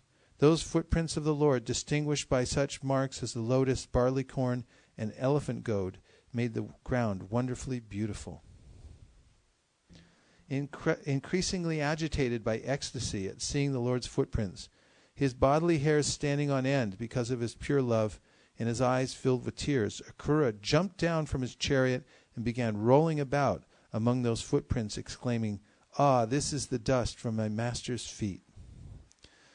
The very goal of life for all embodied beings is this ecstasy, which Akrura experienced when, upon receiving Kamsa's order, he put aside all pride, fear, and lamentation, and absorbed himself in seeing, hearing, and describing the things that reminded him of Lord Krishna. Purport. Srila Vishwanath Chakravarti explains that Akrura gave up fear by openly showing his love and reverence for Krishna, even though he or his family might have been punished by the angry Kamsa. Akrura gave up his pride in being an aristocratic member of society and worshipped the cowherd residents of the simple village of Vrindavan, and he gave up lamenting for his house, wife, and family, which were in danger from King Kamsa. Giving up all these things, he rolled in the dust of the lotus feet of God. Text number 28 through 33. Akrura then saw Krishna and Balaram in the village of Raj, going to milk the cows. Krishna wore yellow garments, Balaram blue, and their eyes resembled autumnal lotuses. One of those two mighty armed youths, the shelters of the goddess of fortune, had a dark blue complexion, and the other's was white. With their fine-tuned faces, they were the most beautiful of all persons. As they walked with the gait of young elephants, glancing about with compassionate smiles, those two exalted personalities beautified the cow pasture with the impressions of their feet, which bore the marks of the flag, lightning bolt, elephant goad, and lotus. The two lords, whose pastimes are most magnanimous and attractive, were ornamented with jeweled necklaces and flower garlands, anointed with auspicious fragrant substances, freshly bathed and dressed in spotless raiment. They were the primeval supreme personalities, the masters and original causes of the universes, who had for the welfare of the earth now descended in their distinct forms of Keshava and Balaram. O King Parikshit, they resembled two gold-bedecked mountains, one of emerald and the other of silver, as with their effulgence. They dispelled the sky's darkness in all directions. Akrura, overwhelmed with affection, quickly jumped down from his chariot and fell at the feet of Krishna and Balaram like a rod. The joy of seeing the Supreme Lord flooded Akrura's eyes with tears and decorated his limbs with eruptions of ecstasy. He felt such eagerness that he could not speak to present himself, O king.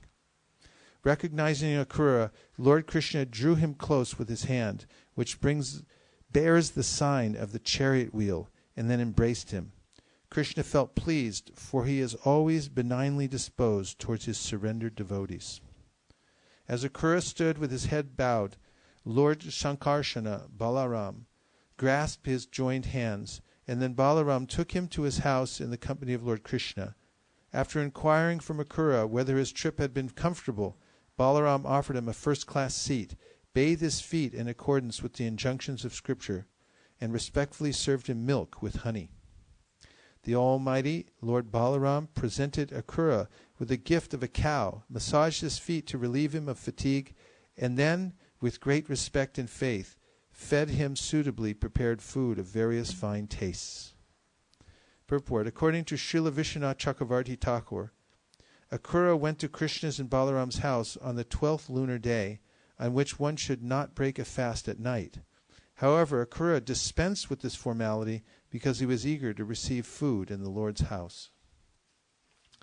40. When Akrura had eaten to his satisfaction, Lord Balaram, the supreme knower of religious duties, offered him aromatic herbs for sweetening his mouth, along with fragrances and flower garlands.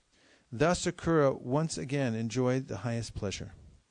Nanda Maharaj asked Akrura, O descendant of Darshaha, How are all of you maintaining yourselves while that merciless Kamsa remains alive? You are just like sheep under the care of a butcher.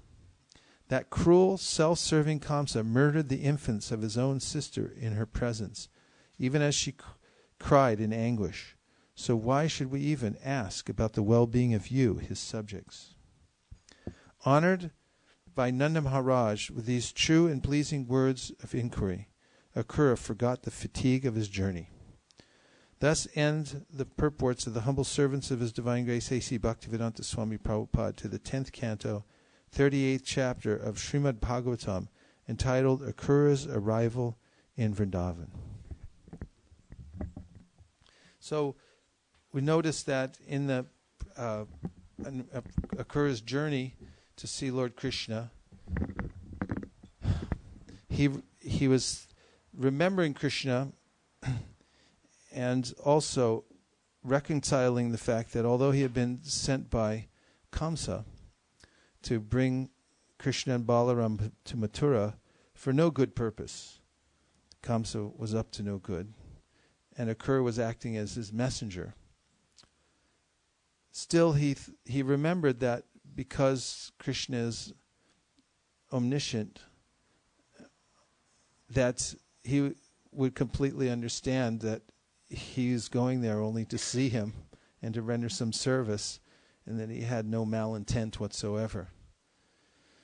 And this is the real wealth of the devotees, to be connected to Krishna.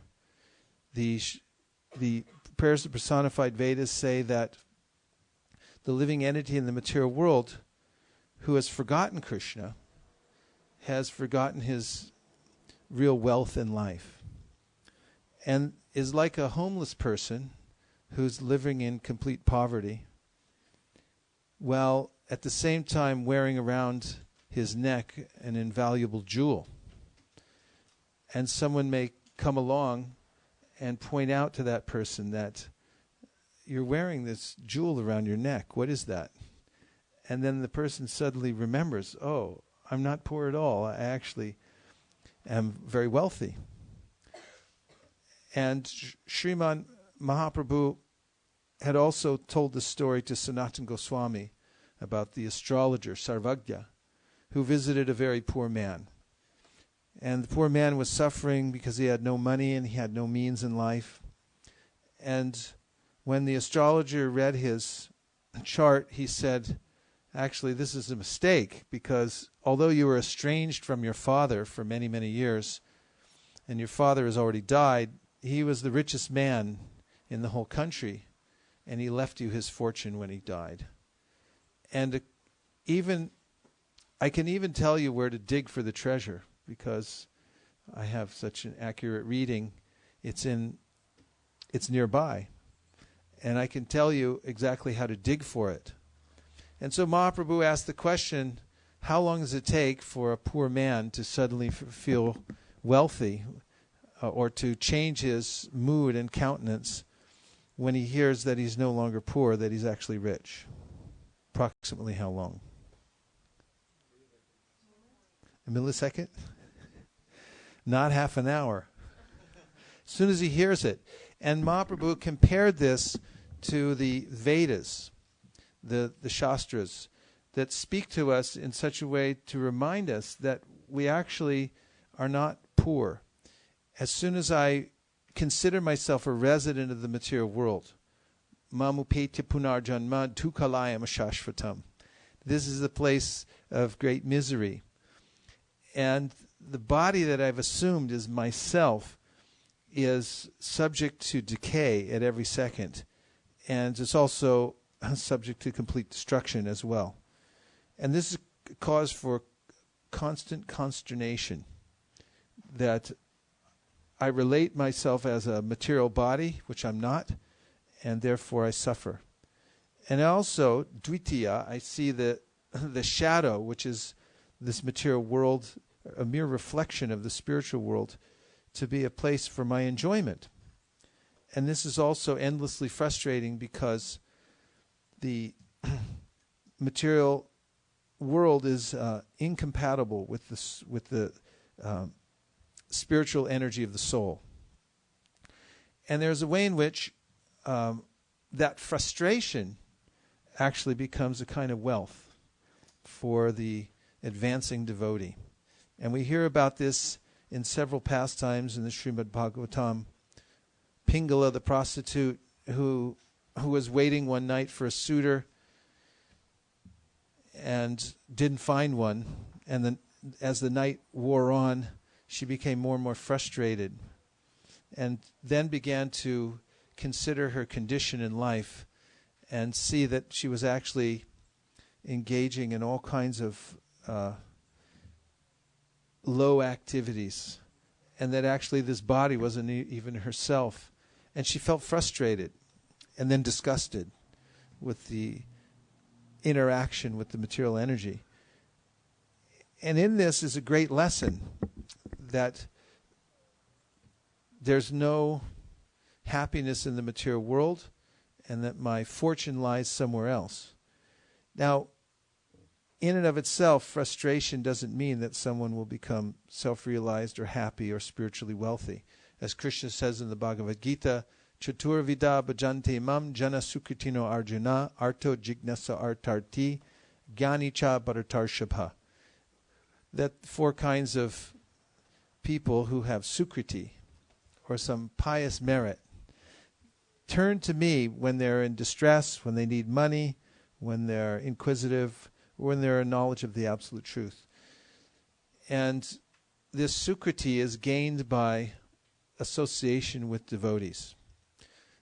The most prominent example is Narada Muni, who as a little child met the Bhaktivedantas who came to his house.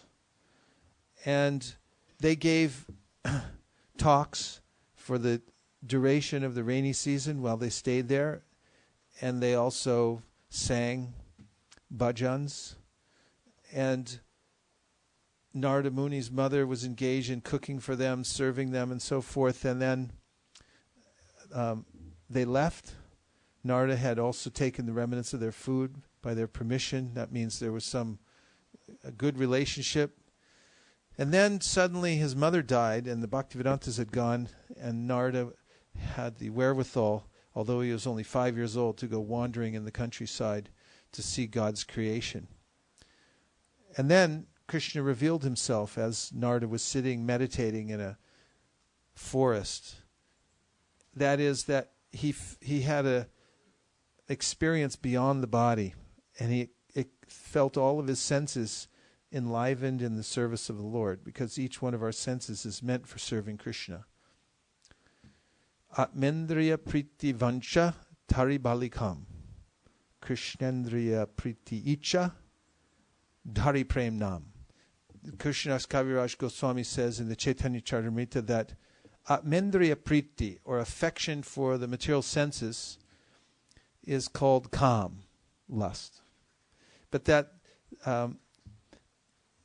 same impetus, Krishnendriya priti, when it's affection for Krishna's senses or for satisfying Krishna's desires, Krishnendriya priti icha dhari prem nam, then it's called prem, or love.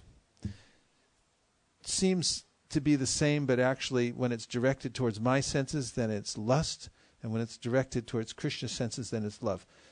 When you love someone, you become one with them in your desire. You have so much affection for a person that you find out what their desires are, and then you want to fulfill them. This is oneness, while still remaining an individual. And this is bhakti. The I and he becomes we. It becomes one person. Yes. Lavanya. Hare Krishna. You've been handed a dead mic. Dead as a doornail.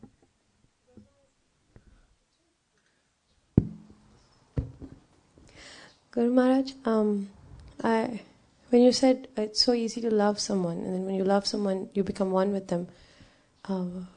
How do you love someone you cannot physically see, who doesn't move, who doesn't react to you? And because you're in a neophyte state, you only see the murti, or the picture, or the thought. You feel like it's a one-sided interaction. How do you love someone like that? Because in the material world, most things move. Yes, we love things, but with people, we want interaction. We want the other person to respond, and we respond. How does the same love work with the Lord? Gradually, by interacting with, that can go off now because it's near the mic. One develops.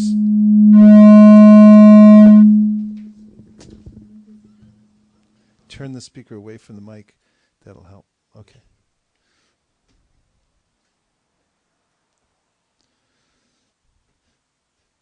Krishna is a person. He does have senses, and he is with us all the time. In other words, it's not that Krishna is not fully manifest all the time. He is. It's just because I can't see him because of my own ignorance that I don't recognize my relationship with him. But as the ignorance is cleared, jnanena titadagyanam yesham nashitamatmanaha tesham adityavajjnanam prakashayati tatparam. Krishna says in the Gita that when that ignorance is cleared away, then my relationship then is revived. It's like when the sun lights up everything in the daytime. I can see clearly what's there. So Krishna is there, but because of my ignorance, I can't see him.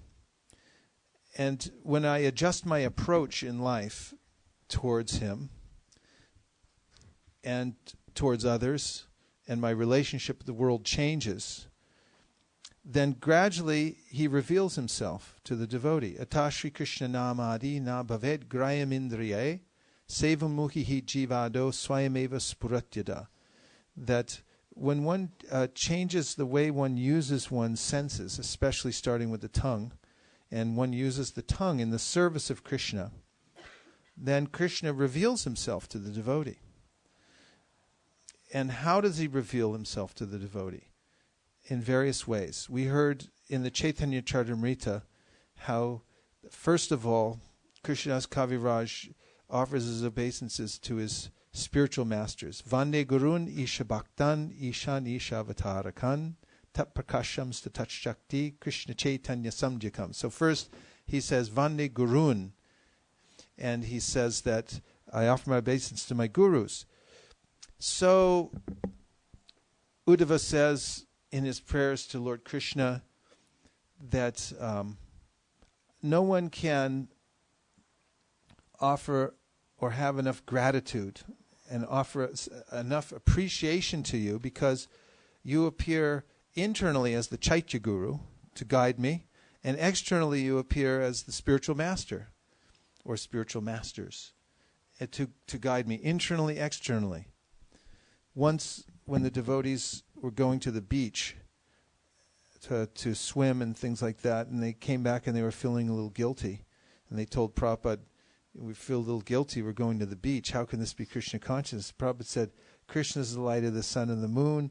Krishna is the ocean. He says in the Bhagavad Gita, how could you be in Maya? How could you not think of Krishna?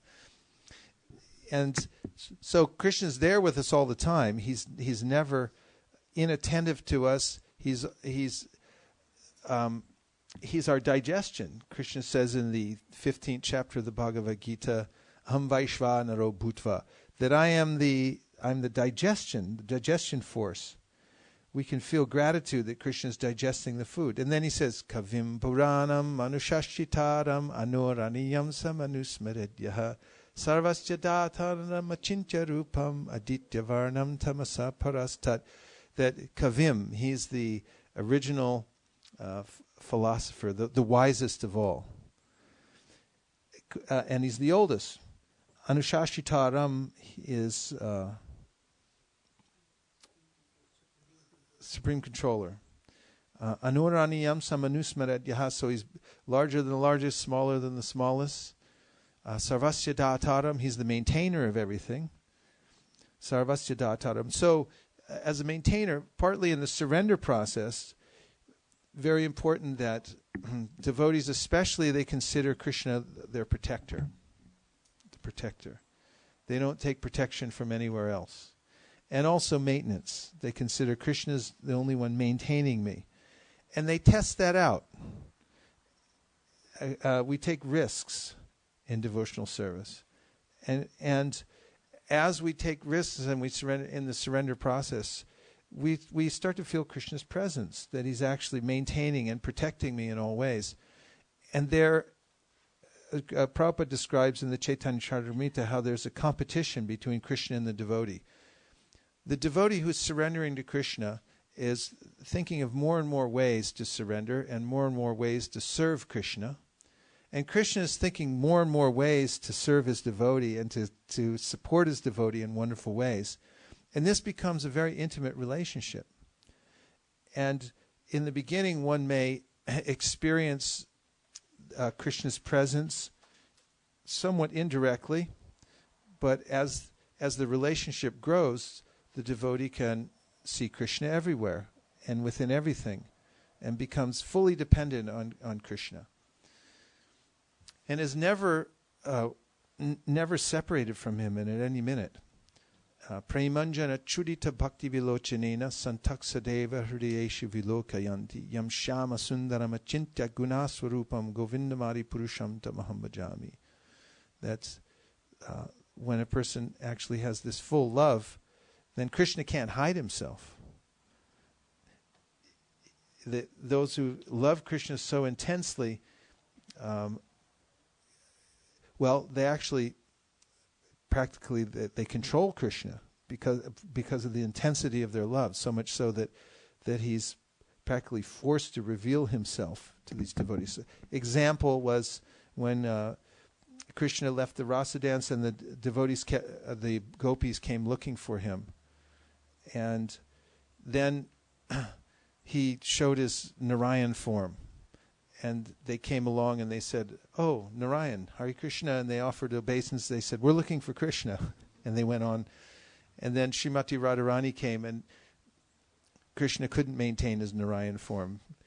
He manifested his Shyamasundar form because of his intense love. This is an example given in the Chaitanya Charitamrita, how the devotees, Krishna is controlled by his devotees' love.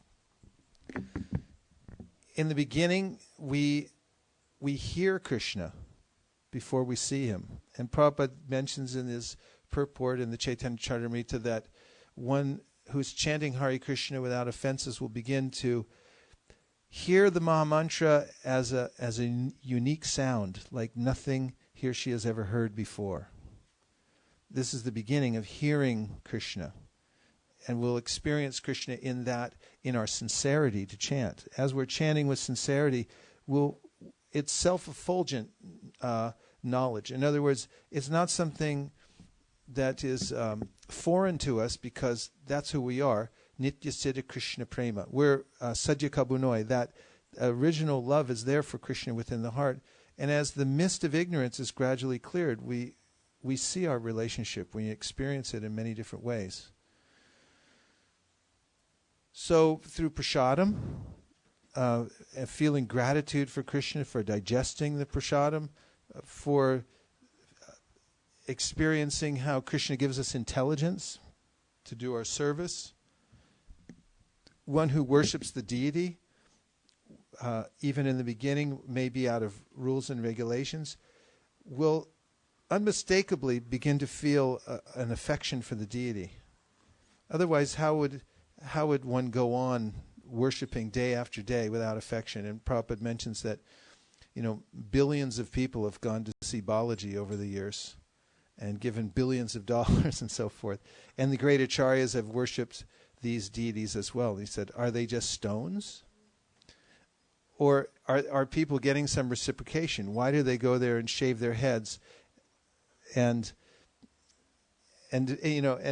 go back and back again and feel some happiness? Because there's actual reciprocation. I know the microphone has been bad to you lately, but still, let's try it anyway.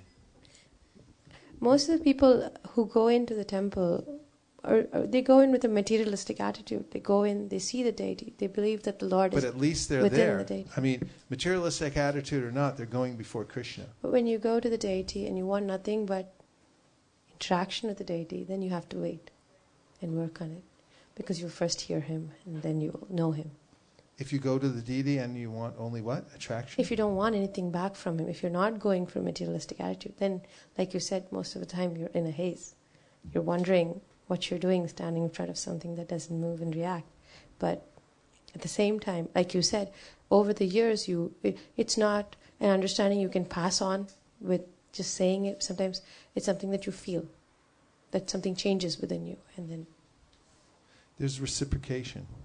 There's direct reciprocation, yes.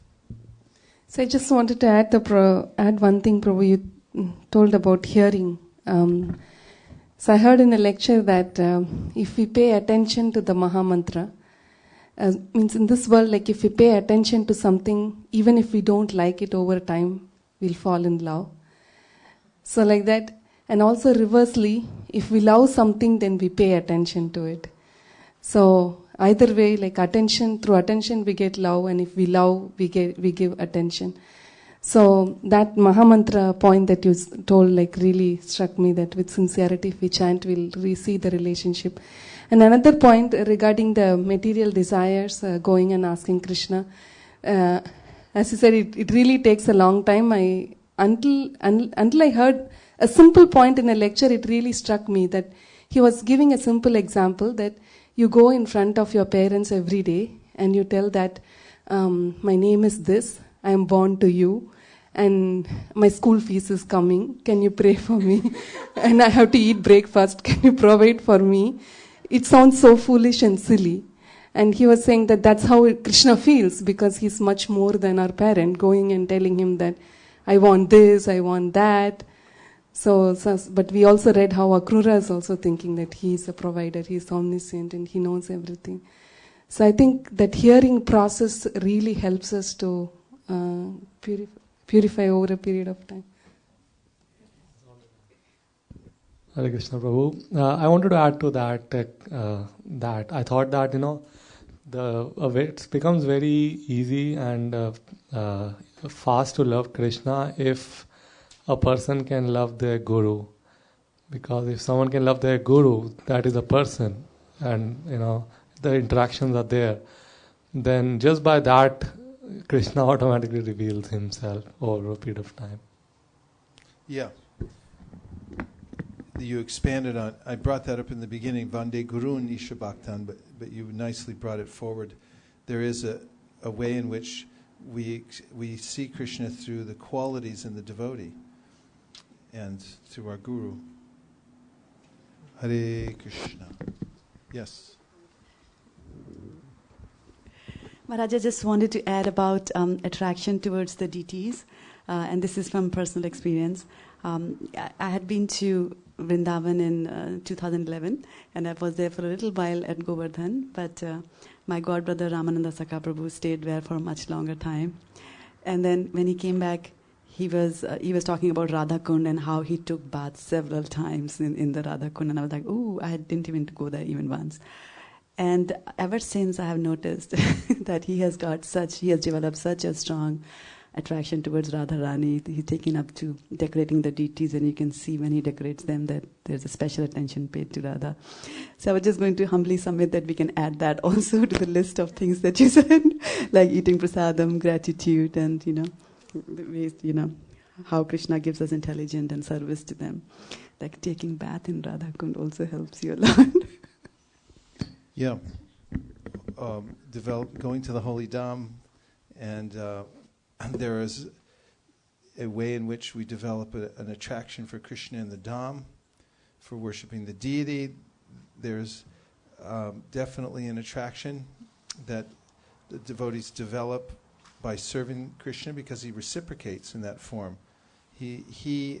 Krishna is omniscient, omnipotent, and he reciprocates to those who worship him. Ye yata mam prapadyante tam stataiva bhajamyaham.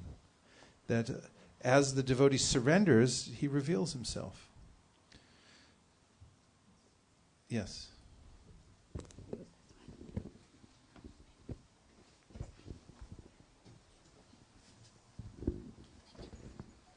Hare Krishna Prabhu.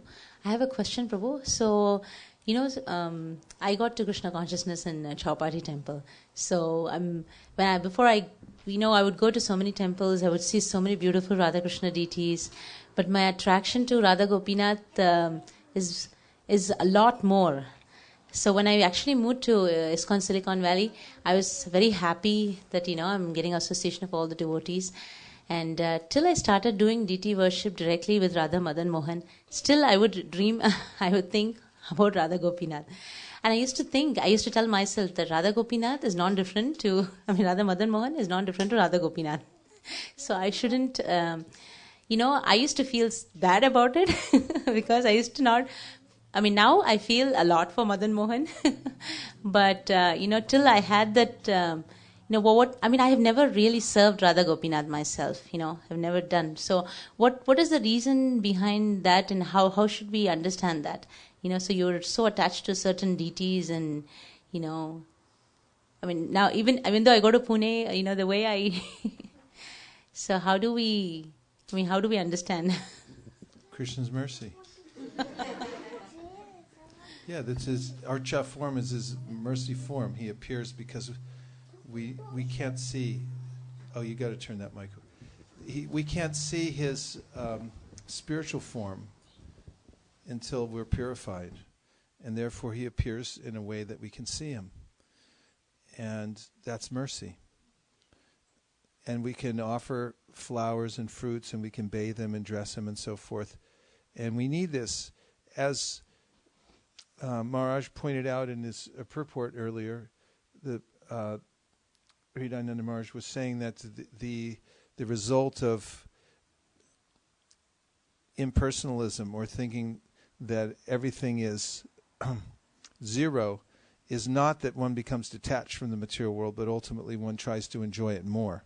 And the reason is because there's nowhere for the senses to engage, and we have to engage.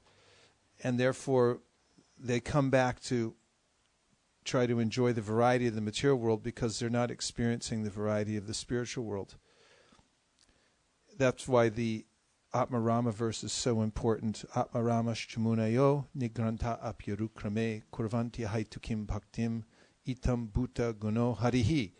The Atmaramas, or those who are beyond the modes of material nature, they're self-satisfied.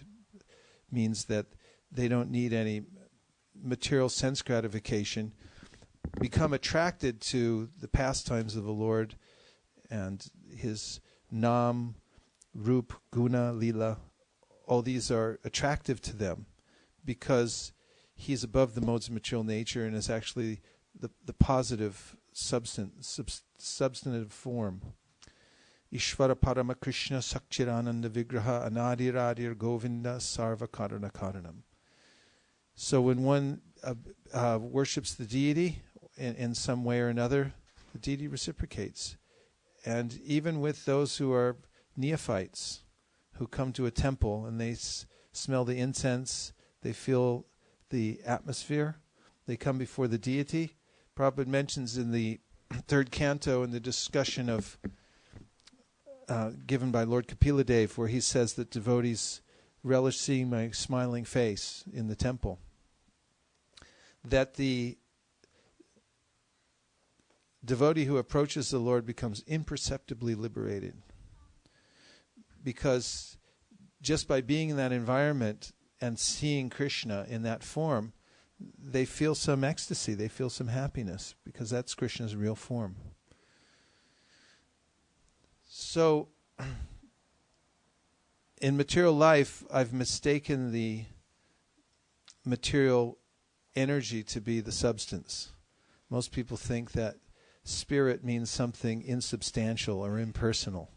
The other night when I was in Laguna Beach after the Sunday program, a lot of people were coming up and asking questions after the talk, and one woman was saying that, but what about spiritual love? Not human love. I wanted about spiritual love. So I began talking a little bit about how Krishna and his devotees have, there's a reciprocation, there's a relationship and so forth. And she kept trending towards the fact that love means that you merge, that there is no form anymore. There is no personality. She was very intent on that no, that couldn't be love. As long as there's form, as long as there's personality, there's something contaminated about it. Because my experience is, in this material world, that all the form means that it's going through the process of entropy. It's disintegrating all the time. And all the relationships I see here are somehow or other contaminated, or they're severed, even if they seem to be pure. So in the Gita, Krishna says, Vitaraga bhaya krodha manmayama mupashrita bahavo jnana tapasa putamad bhavamagataha. That many people have become purified of this contamination. What contamination? He says, raga bhaya krodha. Raga means that I'm still attached to the forms in this material world, thinking I can enjoy here. That's a big mistake.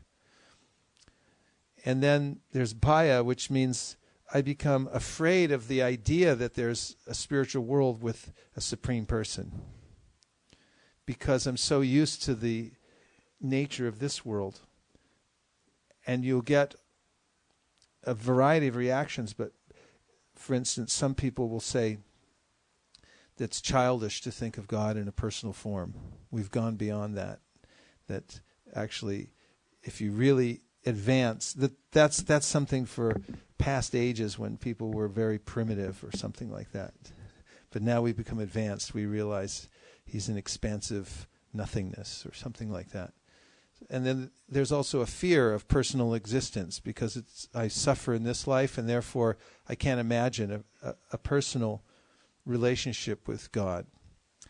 And then krodha means that I become frustrated by all the different varieties of religious thought and teachings, and therefore I just say, oh, it's meaningless. All these religions have just caused problems in the world. And then they turn to intoxication to try to find some kind of ananda. But Krishna says many people have become purified of these faults and have attained and have had purification. And this is the real wealth in life, when one realizes one's actual connection with Krishna. And this is what Sri Caitanya Mahaprabhu is distributing, a scientific, clear understanding of our relationship with God, the process to attain Him, and the perfection. What is the ultimate goal? These three stages he teaches. And one who gets association with devotees and is able to come worship the deity and begin chanting Hare Krishna in any part of the world, no matter what their situation, will feel a spiritual awakening by following Mahaprabhu. They may not understand, someone might not know that Mahaprabhu is the Supreme Personality of Godhead, but if they follow his process, they'll experience for themselves that they're improving, and they're actually becoming sense-controlled. They can conquer the lower self by the higher self. It's uncanny, and they'll experience it for themselves. And then they get more faith, and there's a step-by-step process, anukramishati, as one hears and chants in the association of devotees. And it doesn't stop. It continues. It's not that there's just a little improvement and then we have to fall back or so forth and so forth, but actually one can go on improving under the care of Mahaprabhu and his devotees and following the process and come to the highest goal of life. And of course, it's important also to associate with people who have some positive attainment. This also builds faith. And therefore, Bhaktivinoda Thakur and other devotees have sung that the real wealth in life is to have this kind of advanced association, and we should pray for it. So when we have that, then naturally by the association of advanced devotees, we'll become convinced that it's possible. That's always important. When you're learning a language, for instance, it may seem impossible, but then you get around people who are speaking it or have also learned it. Like in Europe, people speak 5 languages. It's no big deal. In America, that's the definition of an American. They speak 1 language. But why do they speak so many languages? Well, first of all, they're exposed to it. And second of all, everyone does. So they just figure it's natural. And when we're around advanced devotees, because of exposure, will begin to develop devotional habits and sentiments and so forth. And we'll also have confidence that this is altogether possible. I can control my senses. I can actually develop love for Krishna. And they see that when you see someone else tasting something, that you'll also want to taste it as well. And therefore, Caitanya Mahaprabhu just recommends follow the process. Cheto dharpana marjanam means that the heart has to be cleansed. Bhava mahadavagni nirvapanam. And gradually the forest fire will go out. And Shreya kairava chandrika vitaranam. There's a good fortune. Your real wealth in life awakens. You actually become rich and see that I have become completely wealthy by associating with Mahaprabhu and the holy names. And then one becomes greedy, just like a greedy materialist who can't sleep at night because he knows that he's got the formula and he can make a lot of money. Om Tat Sat. So now we're going to put away all the books in efficient but respectful manner. And we're going to have an artik which starts in about 30 seconds. Go Premanande Adi Adibo.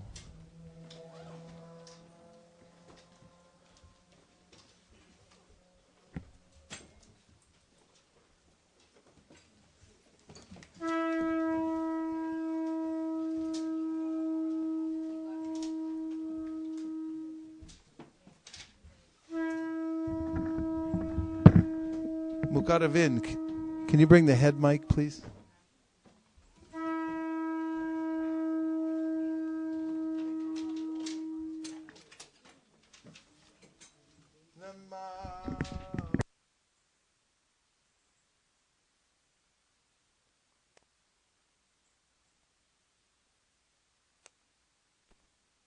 Srimate Bhakti Vedanta Swami Iti Namine.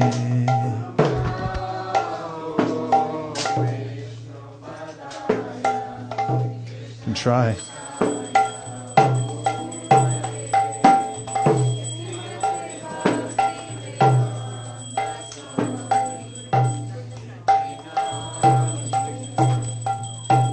Namaste Saraswate Deve Gauravani Pracharine Nirvishesha Shunyavadi Paschatya Deshatarine.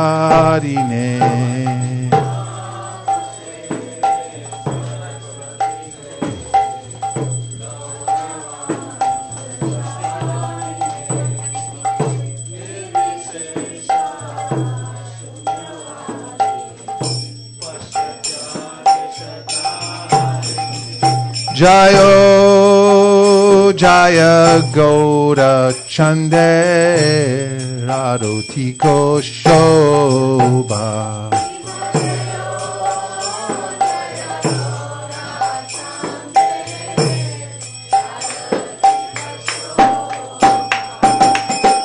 Janavi Tatavani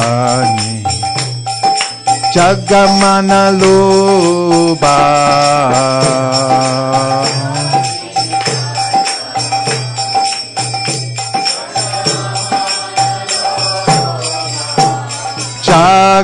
Jagajana Mana Loba.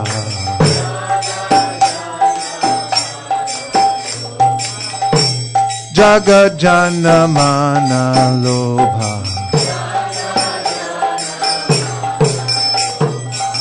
Gaurangera Rotiko Shobha Jagajana Mana Lobha.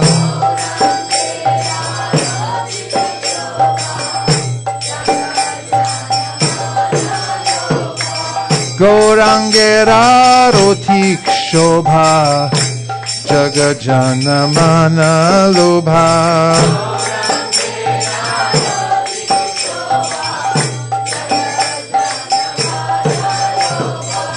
Jagajana Mana Lobha.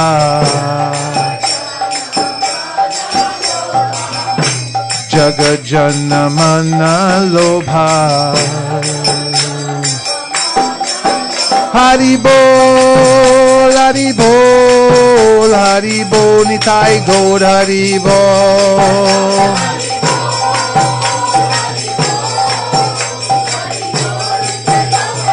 Nitai Gaur Hari Bol, Hari Bol, Hari Bol, Nitai Gaur Hari Bol.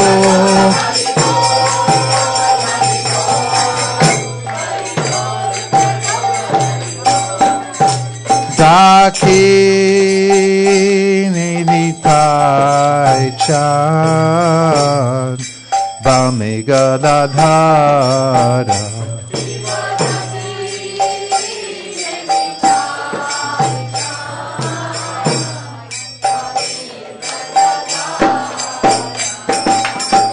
Vikate Advaita Shini Vaschatradara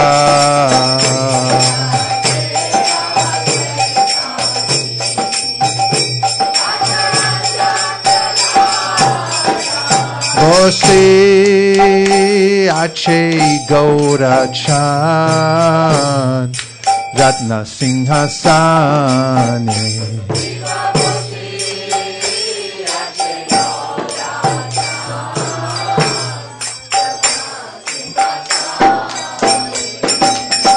Arati Korena Brahma Adi Deva Gane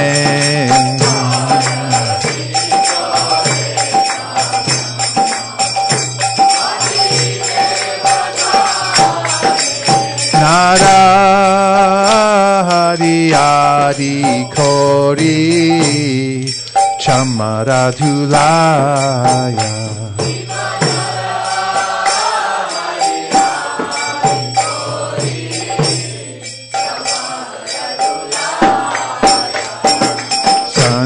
Sanjaya Mukunda Vasu Goshari Gaya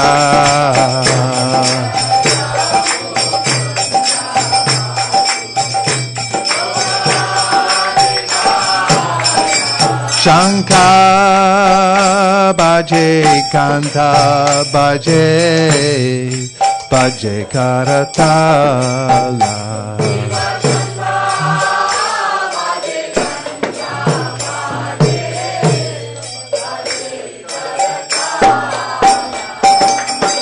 Madhura Mridanga Baje Paramarasala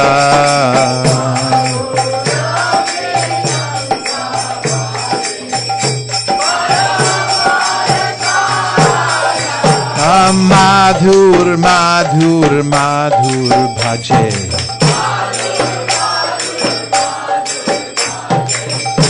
Madhur Madhur Madhur Bhaje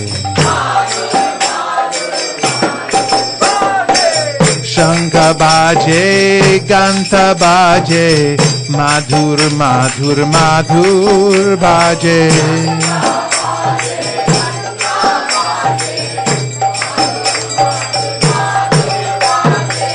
Shankha Bhaje Kanta Bhaje Madhur Madhur Madhur Bhaje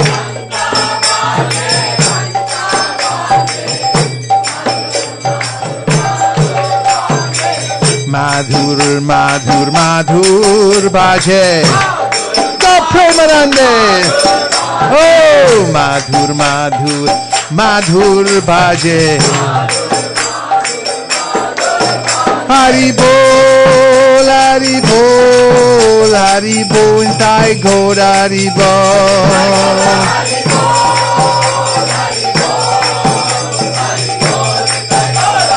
Nitai Gaur Hari Bol, Hari Bol, Hari Bol, Nitai Gaur Hari Bol.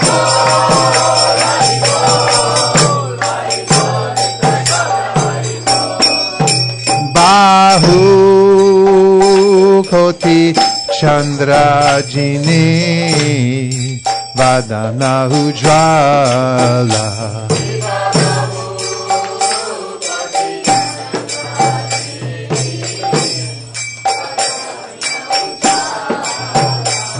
Bahu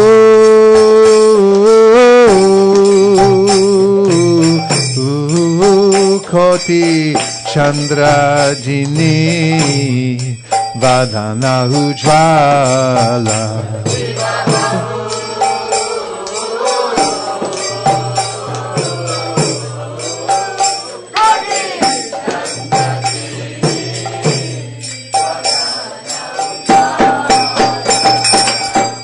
Gala Deshe Vanamala Kore Jalamala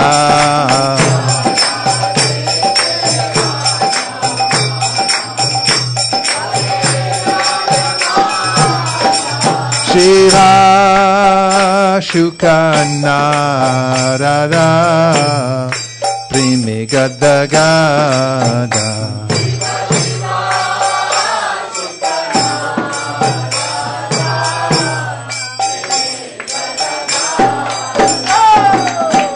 Akati Vinodha Dekhe Gaurada Sampada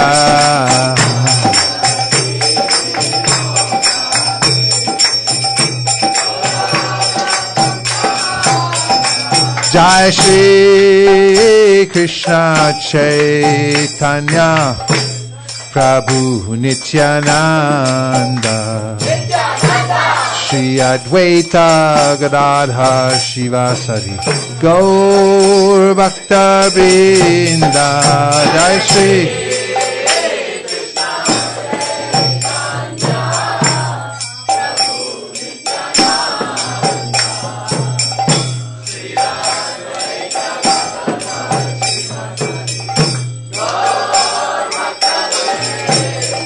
Jai Shri Krishna Chaitanya Prabhu Nityananda Shri Advaita Gadadhar Shivasari Gaur Bhakta Vrinda Shri Krishna Chaitanya Prabhu Nityananda Shri Advaita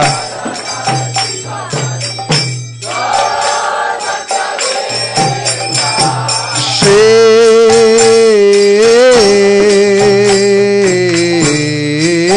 Krishna Chaitanya Prabhu Nityananda Shri Advaita Gadadhar Shivasari Gaur Bhakta Vrinda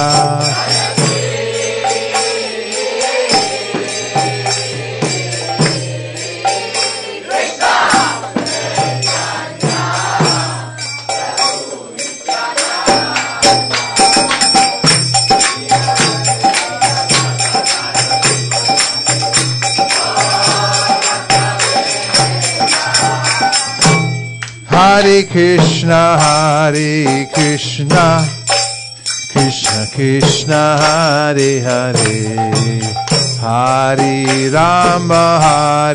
Rama, Rama Rama, Hare Hare.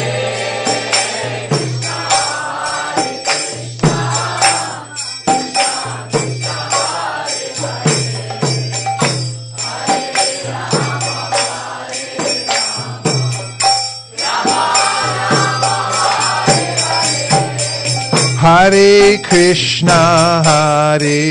Krishna, Krishna Krishna, Hare Hare, Hare Rama, Rama Rama, Hare Hare, Hare Krishna.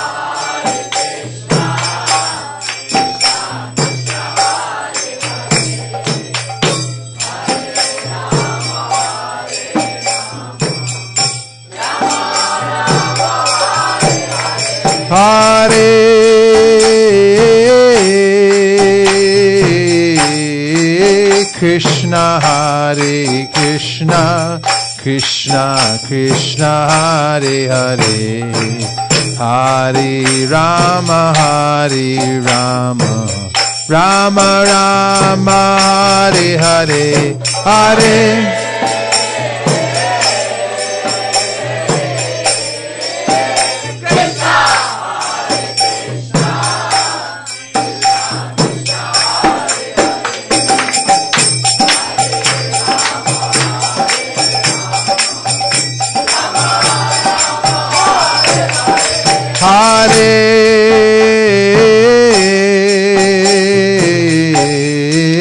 Krishna, Hare Krishna, Krishna Krishna, Hare Hare, Hare Rama, Hare Rama, Rama Rama, Hare Hare.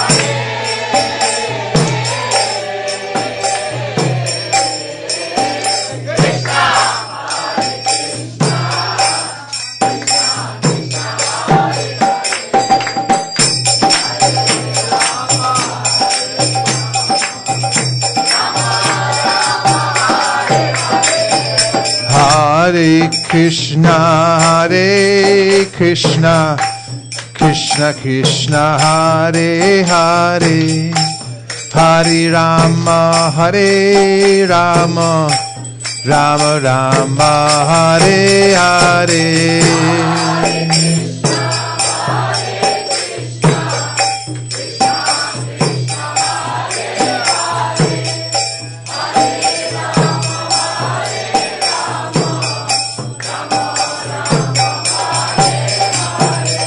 Hare Krishna, Hare Krishna, Krishna Krishna, Hare Hare, Hare Rama, Hare Rama, Rama Rama, Hare Hare.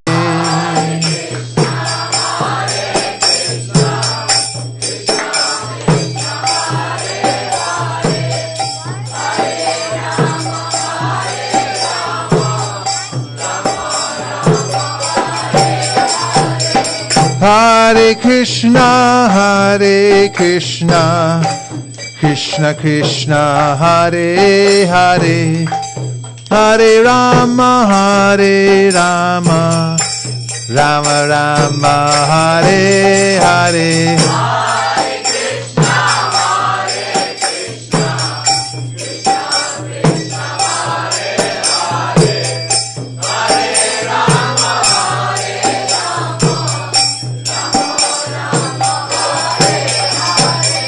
Hare Krishna, Hare Krishna, Krishna Krishna, Hare Hare, Hare Rama, Hare Rama, Rama Rama, Hare Hare.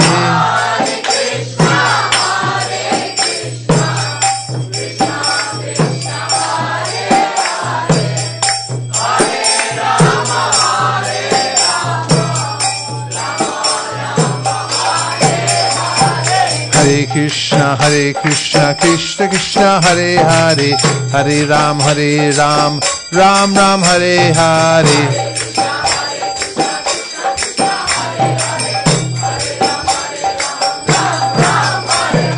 Hare Krishna, Krishna Krishna, Hare Hare, Hare Rama, Rama Rama, Hare Hare.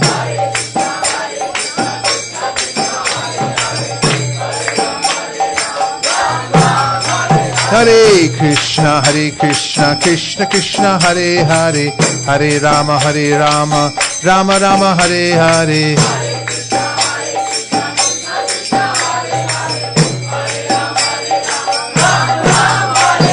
Hare Krishna, Krishna Krishna, Hare Hare, Hare Rama, Rama Rama, Hare Hare.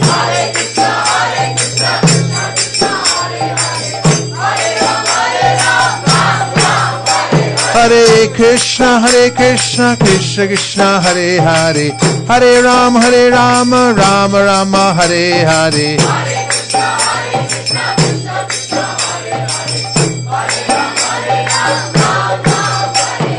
Nitai Gauranga, Nitai Gauranga, Nitai Nitai Gauranga, Nitai Gauranga. Gaura Hari, Gaura Hari. Gaura Hari, Gaura Hari. Jaya Sachinandana Gaura Hari. Jaya Sachinandana Gaura Hari. Hey, Hare Krishna, Krishna Krishna, Hare Hare, Hare Ram, Ram Ram, Hare Hare.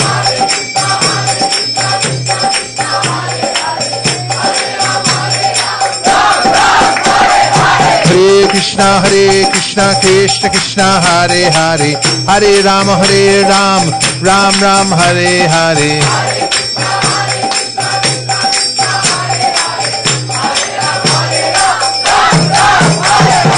Hare Krishna, Krishna Krishna, Hare Hare, Hare Ram, Ram Ram, Hare Hare.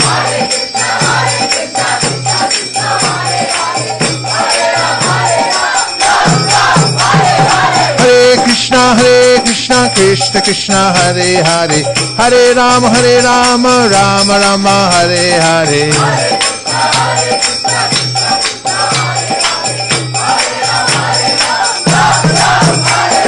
Krishna, Hare Krishna, Krishna Krishna, Hare Hare, Hare Rama, Hare Rama, Rama Rama, Hare Hare.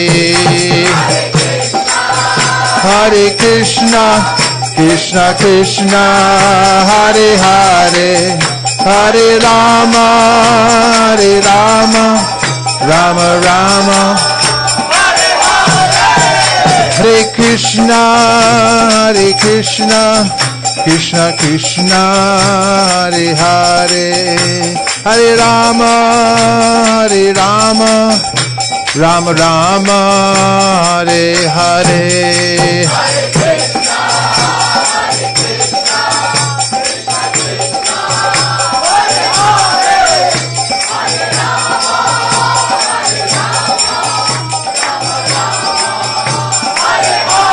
Hare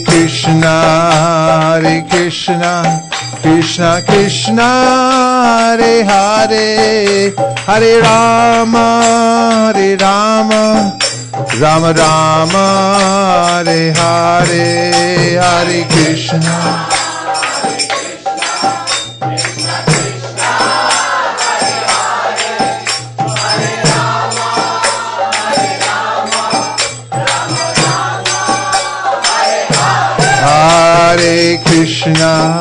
Hare Krishna, Krishna Krishna, Hare Hare, Hare Rama, Rama Rama, Hare Hare. Hare Krishna.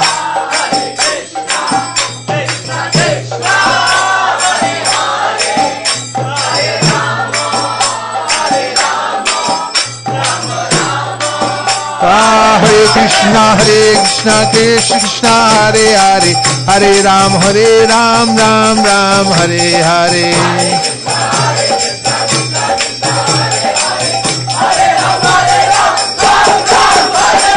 Hare Krishna, Krishna Krishna, Hare Hare, Hare Ram, Ram Ram, Hare Hare.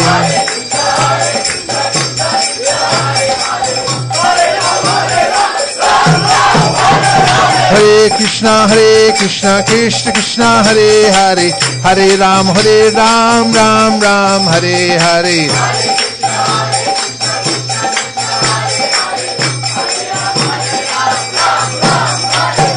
Govinda Jai Jai, Gopala Jai Jai.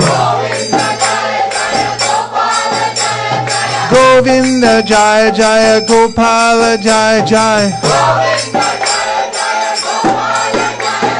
Radha Ramana Hari Govinda Jai Jaya. Radha Ramana Hari Govinda Jaya Jaya Nitai Gaur Hari Bol Hari Bol Hari Bol Nitai Gaur Hari Bol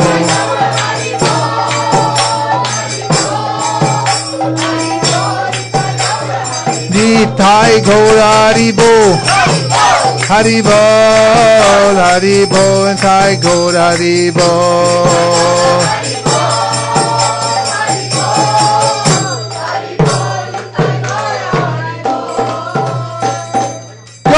Manande Jayom Vishnupad Paramahamsa Privadikacharya Stotarishta Shishimada Bhai Charanada Vinda Bhaktivedanta Swami Maharaj Srila Prabhupada Ki Jai Jayom Vishnupad Paramahamsa Privadikacharya Stotarishta Shishimad Srila Bhakti Siddhanta Saraswati Goswami Maharaj Ki Jai Anantakoti Vaishnavindi Ki Namacharya Srila Haridas Thakur Ki Prem se kaho Shri Krishna Chaitanya Prabhu Nityananda Sri Advaita Gadadhar Shivasri Gaur Bhakta Vrinda Ki Shri Shri Radha Krishna Gokopinath Shamakund Radhakund Giri Govardhan Ki Shri Vrindavan Dham Ki Shri Mayapur Navadip Dham Ki Shri Jagannath Puri Ki Tulsi Devi Bhakti Devi Ki Jamuna Devi Ganga Devi Ki Samaveta Bhakta Vrinda Ki Shri Srivas Thakur's Divine Appearance Day Ki All glorious assembled devotees. All glorious assembled devotees. All glorious the assembled devotees. Go Premanande Hari Hari Bo.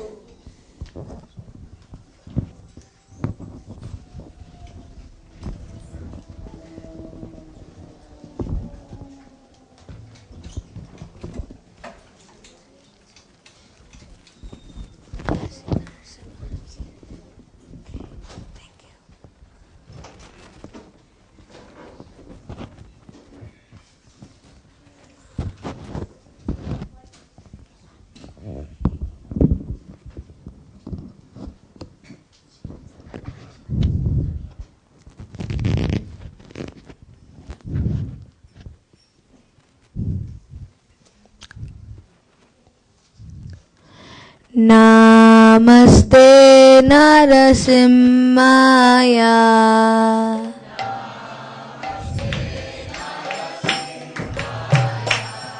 Praladadayine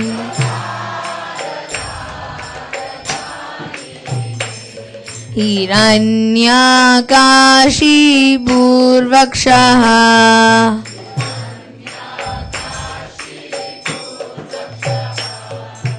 Shrilatangana Kalaye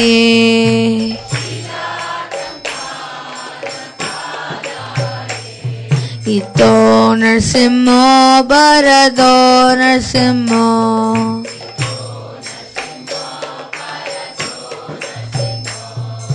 Yato Yato Yami Tato Narsimha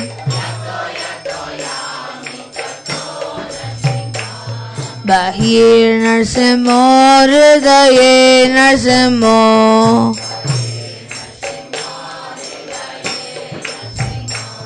Narsimha Madim Sharanam Prapadye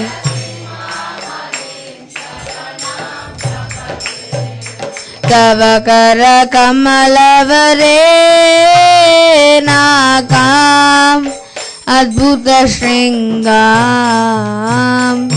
Lalita Hiranyakashipu Tanubringam Keshavadita Narahari Rupa Jai Jagadisha Hare Jai Jagadisha Hare Jaya Jagadisha Hare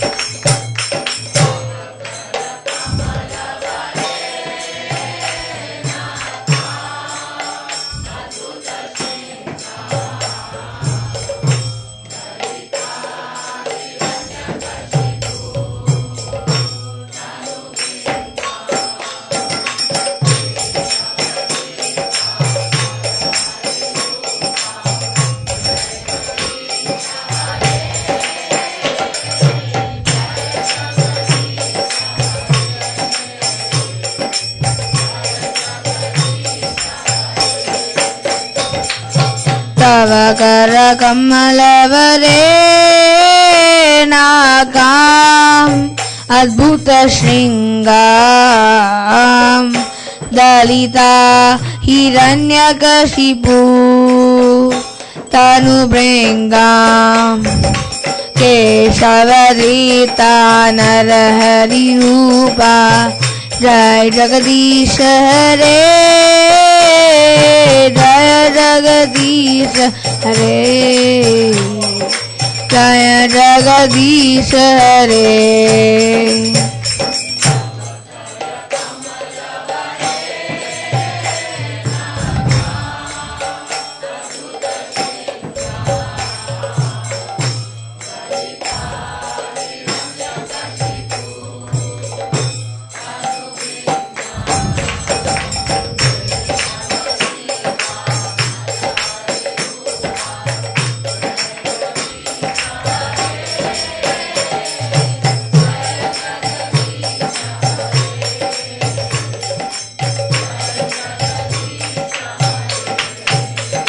Jaya Narsimha Dev, Jaya Narsimha Dev, Jaya Narsimha Dev, Jaya Narsimha Dev.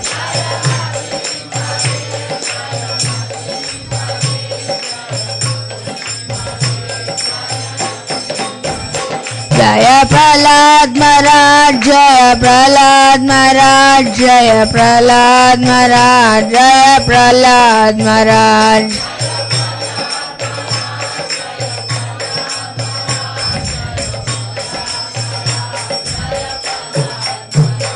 Jaya Prabhupada, Jaya Prabhupada, Jaya Prabhupada, Jaya Prabhupada.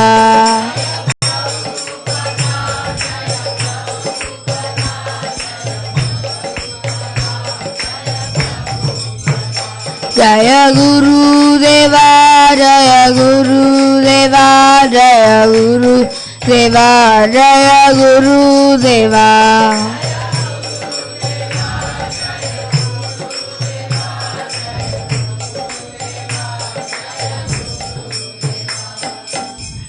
Nrsingadev ki jai.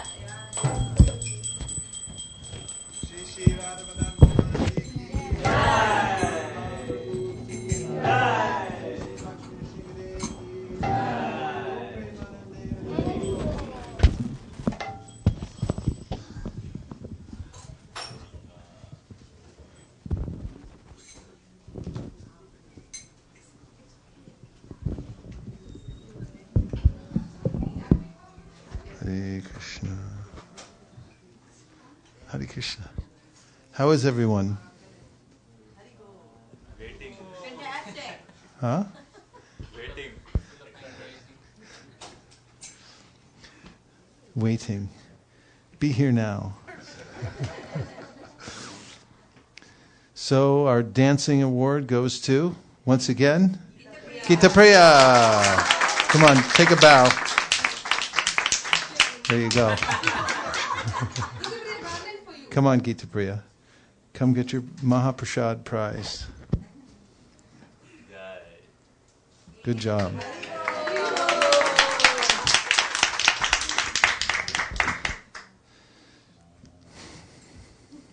Thank you. Hare Krishna. So tonight we read from excerpts from the Chaitanya Bhagavat and also the Chaitanya Charitamrita about the pastimes of Srivas Thakura, one of the great associates of the Lord, member of the Panchatattva. And also we heard from the Srimad Bhagavatam the story of Akrura coming to Vrindavan and feeling ecstasy, thinking of Krishna, offering prayers on the way there, and actually he offers prayers later, but he's meditating on the Lord and thinking of his lotus hand and sees his footprints. And we talked a little bit about the difference between the material and spiritual world, always a good topic because the potency of Krishna, his Vishnu Maya, is so strong that even the very elevated living entities, demigods and so forth, are bewildered because of his potency. So no one should think that because I'm in Krishna consciousness, therefore I can do anything I want, or that I can easily understand the process of Krishna consciousness and so forth. Rather, Caitanya Mahaprabhu recommends Trinadapi Sunichena. Can you turn this down a tad? It needs to go down about 2 little markers. Trinadapi Sunichena, Toror api suhishnuna, amanina manadena, kirtaniya sadahari. That if I remain in a humble position, that is, think about this, as low as a blade of grass. And if someone steps on me, I don't retort or become upset by it. And I'm also tolerant like a tree. Tolerance is something to practice, and we have a lot of opportunity for that.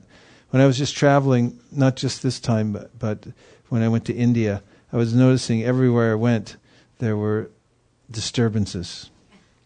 I'd sit down to give a talk, and then a leaf blower would start, or some noise somewhere, or some kid would come out and really start banging on something. And I thought at first this will go away, and then I realized it won't go away. It's never going away. It's the way of the Kali Yuga. There's so many machines, especially in India, because they haven't regulated things very much yet, and it just goes. And I just realized I had to practice tolerance, because there was no other way around it. And Prabhupada said once, I heard him when he was talking about when someone dies, it's very upsetting. And he said that all you can do is tolerate. And the practicing toleration, Krishna recommends, and all the Shastras recommend this, practicing toleration. So this practice of humility and tolerance, and also being ready to give all respects to others without expecting anything in return. And puja, labha, pratishta. These 3 things are subtle kinds of sense gratification. Puja means I want worship. I want people to notice me. I want to be the one that's honored. And labha means gain. I'm trying to get some kind of material gain for myself, surround myself, so I can get cozy in the material world. Get you cozy. And pratishta means some kind of status.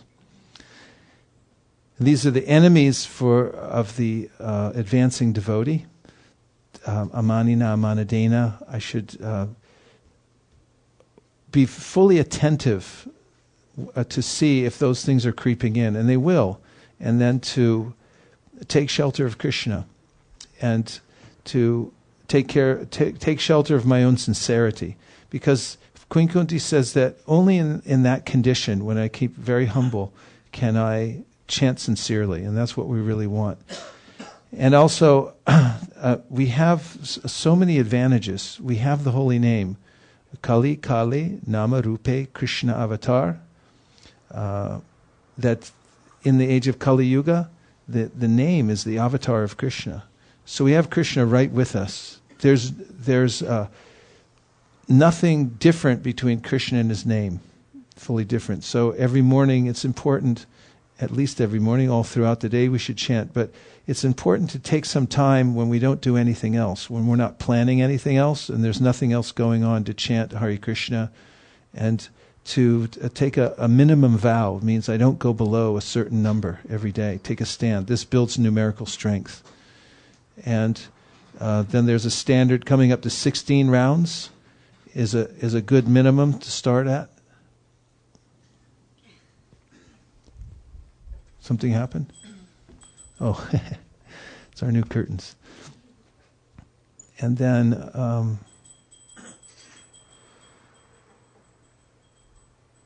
just taking time to hear the name without speculating about it, just devotionally chant. It's very soothing, actually, because the rest of the day the mind is running wild in different ways, trying to fix everything, try to control everything, lamenting for things that didn't get fixed, and so forth. So if we can practice taking time every day when we stop being the controller, let Krishna be the controller, the enjoyer, and the owner of everything. When my mind begins to control everything, and then I run with it, and it becomes exhausting. But when I just let go and allow Krishna to be the controller and just think, I'm Krishna's servant. Hare Krishna, Krishna Krishna, Hare Hare, Hare Ram, Ram Ram, Hare Hare. In that mood of humility and simply worshipping the name, Chaitanya Mahaprabhu said all advancement will come from that act. And the more that we do that, the more Krishna will reveal himself through his name, and the more that he does, the more we can taste that, and we'll advance in devotional service by that process. And then it's also important to fortify the intellect. Every day we should read something from the Srimad Bhagavatam or the Bhagavad Gita, or both if possible, and get on a regimen. It means that you have a certain number of pages that you read every day, a certain number of purports you read every day, and be very strict about it. Just like musicians, who are very serious about their instrument, they'll practice a certain number of hours every day, and they'll go through the fundamentals. They'll do their scales every single day until it becomes second nature habit. So for our spiritual practice, we should also study the literatures that we have, because we can, and because they've been made available to us. If we do that and chant Hare Krishna, then we become particularly fixed in devotional service. And then it's good to have some service to worry about. There's lots of other things to worry about in the world, and we will worry. But if you have some service that you have to worry about, that's a good kind of worry. It will burn away the other kinds of anxieties that are based on material sense gratification for my own self. And I worry about my responsibilities. Responsibility is an interesting word. Your ability to respond. When you're actually, when you take responsibility, it means you have to respond appropriately to all the things that happen and to all the tasks that you've been given by Krishna. So I just want to make this basic point that we have everything that we need.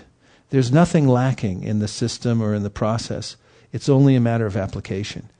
And that it doesn't take that much application to really become fixed in devotional service. It just requires every day, nityam bhagavata sevaya, that there is some minimum standard, fully attentive application of the process. And anyone who does that, following the footsteps of Mahaprabhu, this process which is being passed down to it, given to us through our founder Acharya, Srila Prabhupada, will make advancement in devotional service. And advancement is encouraging. When you experience it for yourself, then you become encouraged, and then you want to have more advancement and so forth.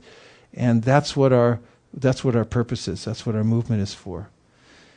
And along with that, of course, we have a mission, and within the mission, it's important to. I go to a lot of temples, and I talk to a lot of leaders, and people have difficulties because of social interaction. For some reason, this is a very difficult point. I know of places where devotees, in places that look perfectly normal, behind the scenes, people aren't talking to each other. Such and such isn't talking to so and so, and it's not isolated. I mean, it happens here, there, and everywhere. And then there are all kinds of issues that can come up, become a social interaction, and they will. But our challenge is, in order to really please Krishna and to have a jewel of a temple, if we want to have a jewel that's really shiny and beautiful that we can offer to Krishna, is to use all of the spiritual strength that we're getting from our practice to work through the kinds of social friction that will come up inevitably in the kind of group that we have. We're an international group. That means we got people from different cultures. And some people just surrender to the default mode. Like I've seen some places where it's all one culture. Like if it's one culture from India or one culture from some other place, of course there is fighting within that, realm also. But then there's a tendency for birds of a feather to flock together and say, this is my group, that's your group. And we discriminate on the basis of the bodily conception of life. As we advance in devotional service and come to the Brahma Bhuta platform, we'll have an opportunity to rise above that. And that endeavor to rise above it and to actually employ the 6 methods of loving exchange between the devotees, to promote those amongst ourselves, and to see that whatever kind of friction is there within my own heart towards other people, especially devotees, that somehow or other I get around that. That's actually the sadhana that we have. We have to do that. Otherwise, it's just a show. The show will go on, and we'll do our pujas and our make a building, and we'll do all kinds of things. But if the love and cooperation isn't there within the heart, or if that's a lot to ask, to actually develop love like that, if at least there's the endeavor to overcome those things when they arise, that this is the full face of maturity, then we actually have something. That's valuable. That's really valuable in the world. And that's, like parents in a family, they're responsible for the children. The children, they may fight and say all kinds of crazy things. Do they do that sometimes? Like constantly? But the parents, they have to, make peace and watch over and make sure that, this is all, we'll work this out. Okay, you sit over there. You said, I don't want to, but they have to deal with the whole thing. And to be leaders, to be responsible, to be able to respond with ability, we have to have spiritual strength. And we can't be like children. We actually have to be mature enough to accommodate other people's differences and to really deal with all kinds of social friction. And if we do that, then we develop into a very powerful group, a family of devotees that is unbreakable. And even if it's just a few people, it's more valuable than large numbers of people who have hidden agendas and all kinds of difficulties dealing with each other. I'm not saying this for any very particular reason.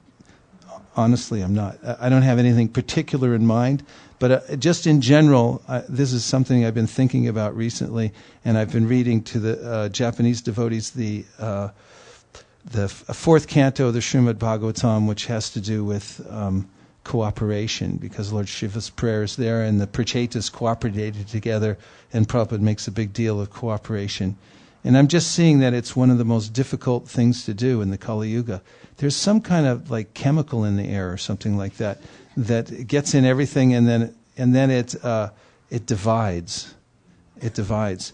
It divides people, family, everything for some reason. So just it's a cautionary, how we have to be vigilant to develop our practices on a basic level to get spiritual strength, and then we actually have to use it to become responsible, to respond with ability, have the ability to respond to all kinds of circumstances properly. And that will be pleasing to Lord Caitanya, and also anyone who's spiritually advanced will see what's going on. That actually, people who are advanced, they notice when somebody's actually humble, truly humble. And it's the most valuable thing. That's spiritual wealth, to become humble. It's rare to actually feel real humility, because it means you have to have your wealth somewhere else. You don't have a vested interest in the world. You don't need the recognition, constant recognition, because you're already feeling some reciprocation within the heart. That's real wealth. Otherwise, we live in poverty. It's real poverty to live in the material world and be needy all the time, that I have to depend on the false ego and the material body and so forth, and identify with the material body. That's real poverty. But the soul is indestructible. The soul can't be killed. The soul's part and parcel of Krishna. Soul is full of Ananda. If you took all the sights and sounds and sensual experience and art shows in the whole world, and you put them into one pill and you took it, it wouldn't equal the happiness that already exists within the soul if we just reveal it. And that gets revealed through humility and pridelessness and sincere chanting of the holy names of the Lord.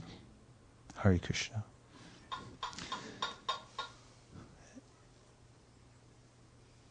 Nope, nobody here for the first time, I can tell. So it's kind of nice, right?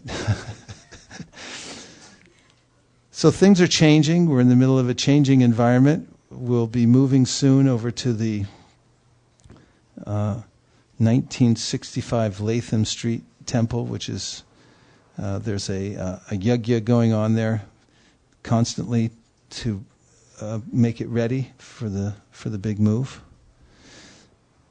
And the cooks tonight, Nitya Navina and Yashoda Kumar Ki. And our trusted pujari tonight was Bhaktavatsal Prabhu. Just telling him how gracefully he was offering the items, it really made lots of difference in my heart. That's nice. I was going to use the word that he was very sober, when doing his duties and everything, and it was a graceful artik. It was very nice. It makes a meditative mood for the whole family here. So thank you, Bhaktavatsal Prabhu. He's going home. Okay, back to Godhead. That's right, back home, back to Godhead. Any other announcements or realizations? Comments? Yes, Lavanya.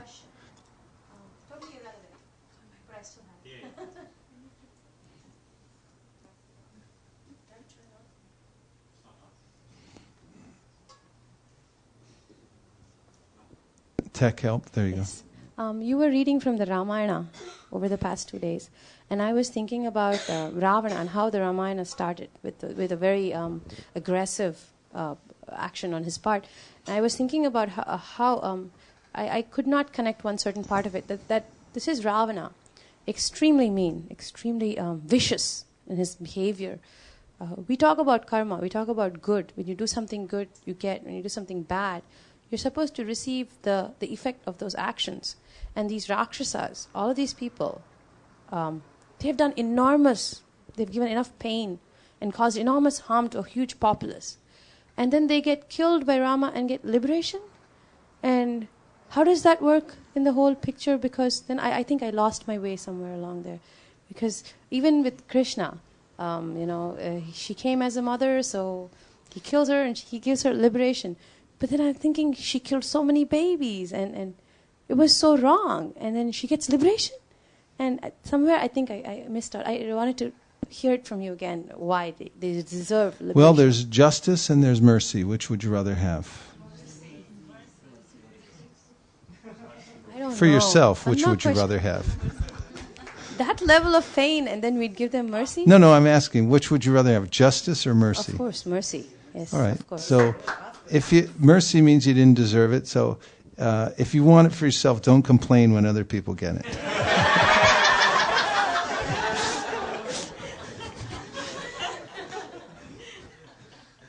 And if you're gonna fight and do all kinds of abominable things, do it in the presence of Krishna, because yam krodha kama sahaja pradayani bhiti vatsalya moha guru gaurava sevya bhava sanchintya tasya sadrishim dharma pureti govindamadi purusham tamaham bhajami. Somehow or other, if you approach Krishna out of anger or fear or natural friendly love, one way or another, Krishna will reciprocate. But in the story of Lord Nrsingadev, when Hiranyakashipu was released temporarily during the fight, the demigods really got upset because they were spectating, and he could see them spectating. Get him, And then when he let loose, and they thought maybe he'll get free again, and they really started worrying, and then Lord Nrsingadev picked him back up again and bifurcated him. Prabhupada said that sometimes a cat will play with a mouse and let him go for a little while and play with him, and then finally. And so sometimes people think that materialistic, sinful people who hate God and so forth. Look, they're living fine, and those devotees look like, they're suffering so many things. So what's with that? And Prabhupada said it's just the play of the illusory energy. Temporarily they think, oh, I'm okay, and then the crunch comes. But Krishna's the perfect moral agent. In the material world, he's not giving people more or less than they deserve. It's not like there's inordinate amount of suffering that he gives. Everyone gets exactly what they deserve. It's a very big. That reminds me of the word you used, punjaya, something. You get whatever you cook. Oh, right. Yeah, that's right. Yeah, now I've forgotten that verse. But it was from some time ago, you remember that. Yeah. Oh, yeah. Yeah, that's right. It's from Tate Anukampam Sumikshamano Bunjana Evatma Kritam Pipakam. And Mukunda Datta Prabhu had pointed out to me that, but this word also means Bunjana Evatma Kritam Vipakam, just like Kumbhipaka. That, that's a kind of hellish place where people get cooked alive, sort of. So it's like we create our own karma, and then we cook in it, and then I complain. It's like, who did this? And the verse says, you did it. If he can live with that, then he can go back to Godhead. What were you going to say, Damodar Prabhu?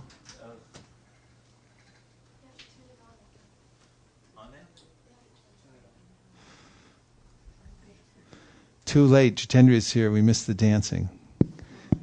He would have been a contender for the dancing award.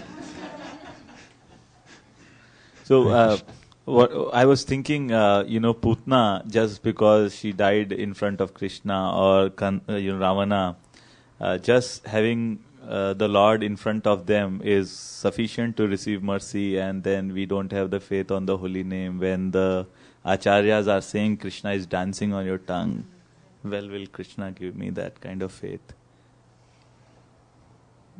Yeah. Nice point. Anything else? Yes. Vrindavan Priya. It's just my reflection. I don't know if it is correct. Maybe you can point out. But like Ramana and Kamsa, they are so great demons that they cause so much disturbance to all the living entities in the universe that the Lord is forced to come down and personally kill these demons, which gives us all an opportunity to witness and hear about the glorious pastimes of the Lord. So that in itself is probably enough for them to get liberation. Hare Krishna. Okay, there's packing that's going to start tonight. Are you going to do? Oh my goodness. Okay. Sharirad Vijajal Jodendriya Tahikal Jive Bilibishya Shogare Dharma Jeti Baiti Lobamai Sadurmati Takejita Katina Shangshade Krishna Boradoyamoy Puribare Jivajai Swaprasadana Dilubai Shayanamrita Pao Radha Krishna Gunugao Premidako Chaitanya Nitai Mahaprasade Govinde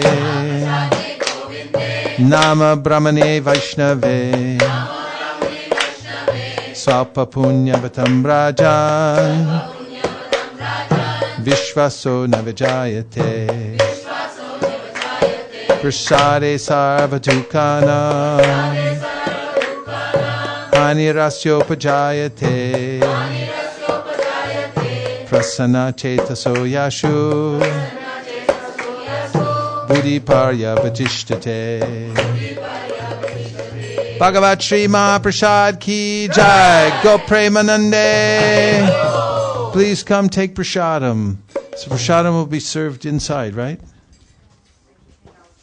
Outside. Okay. Hare Krishna.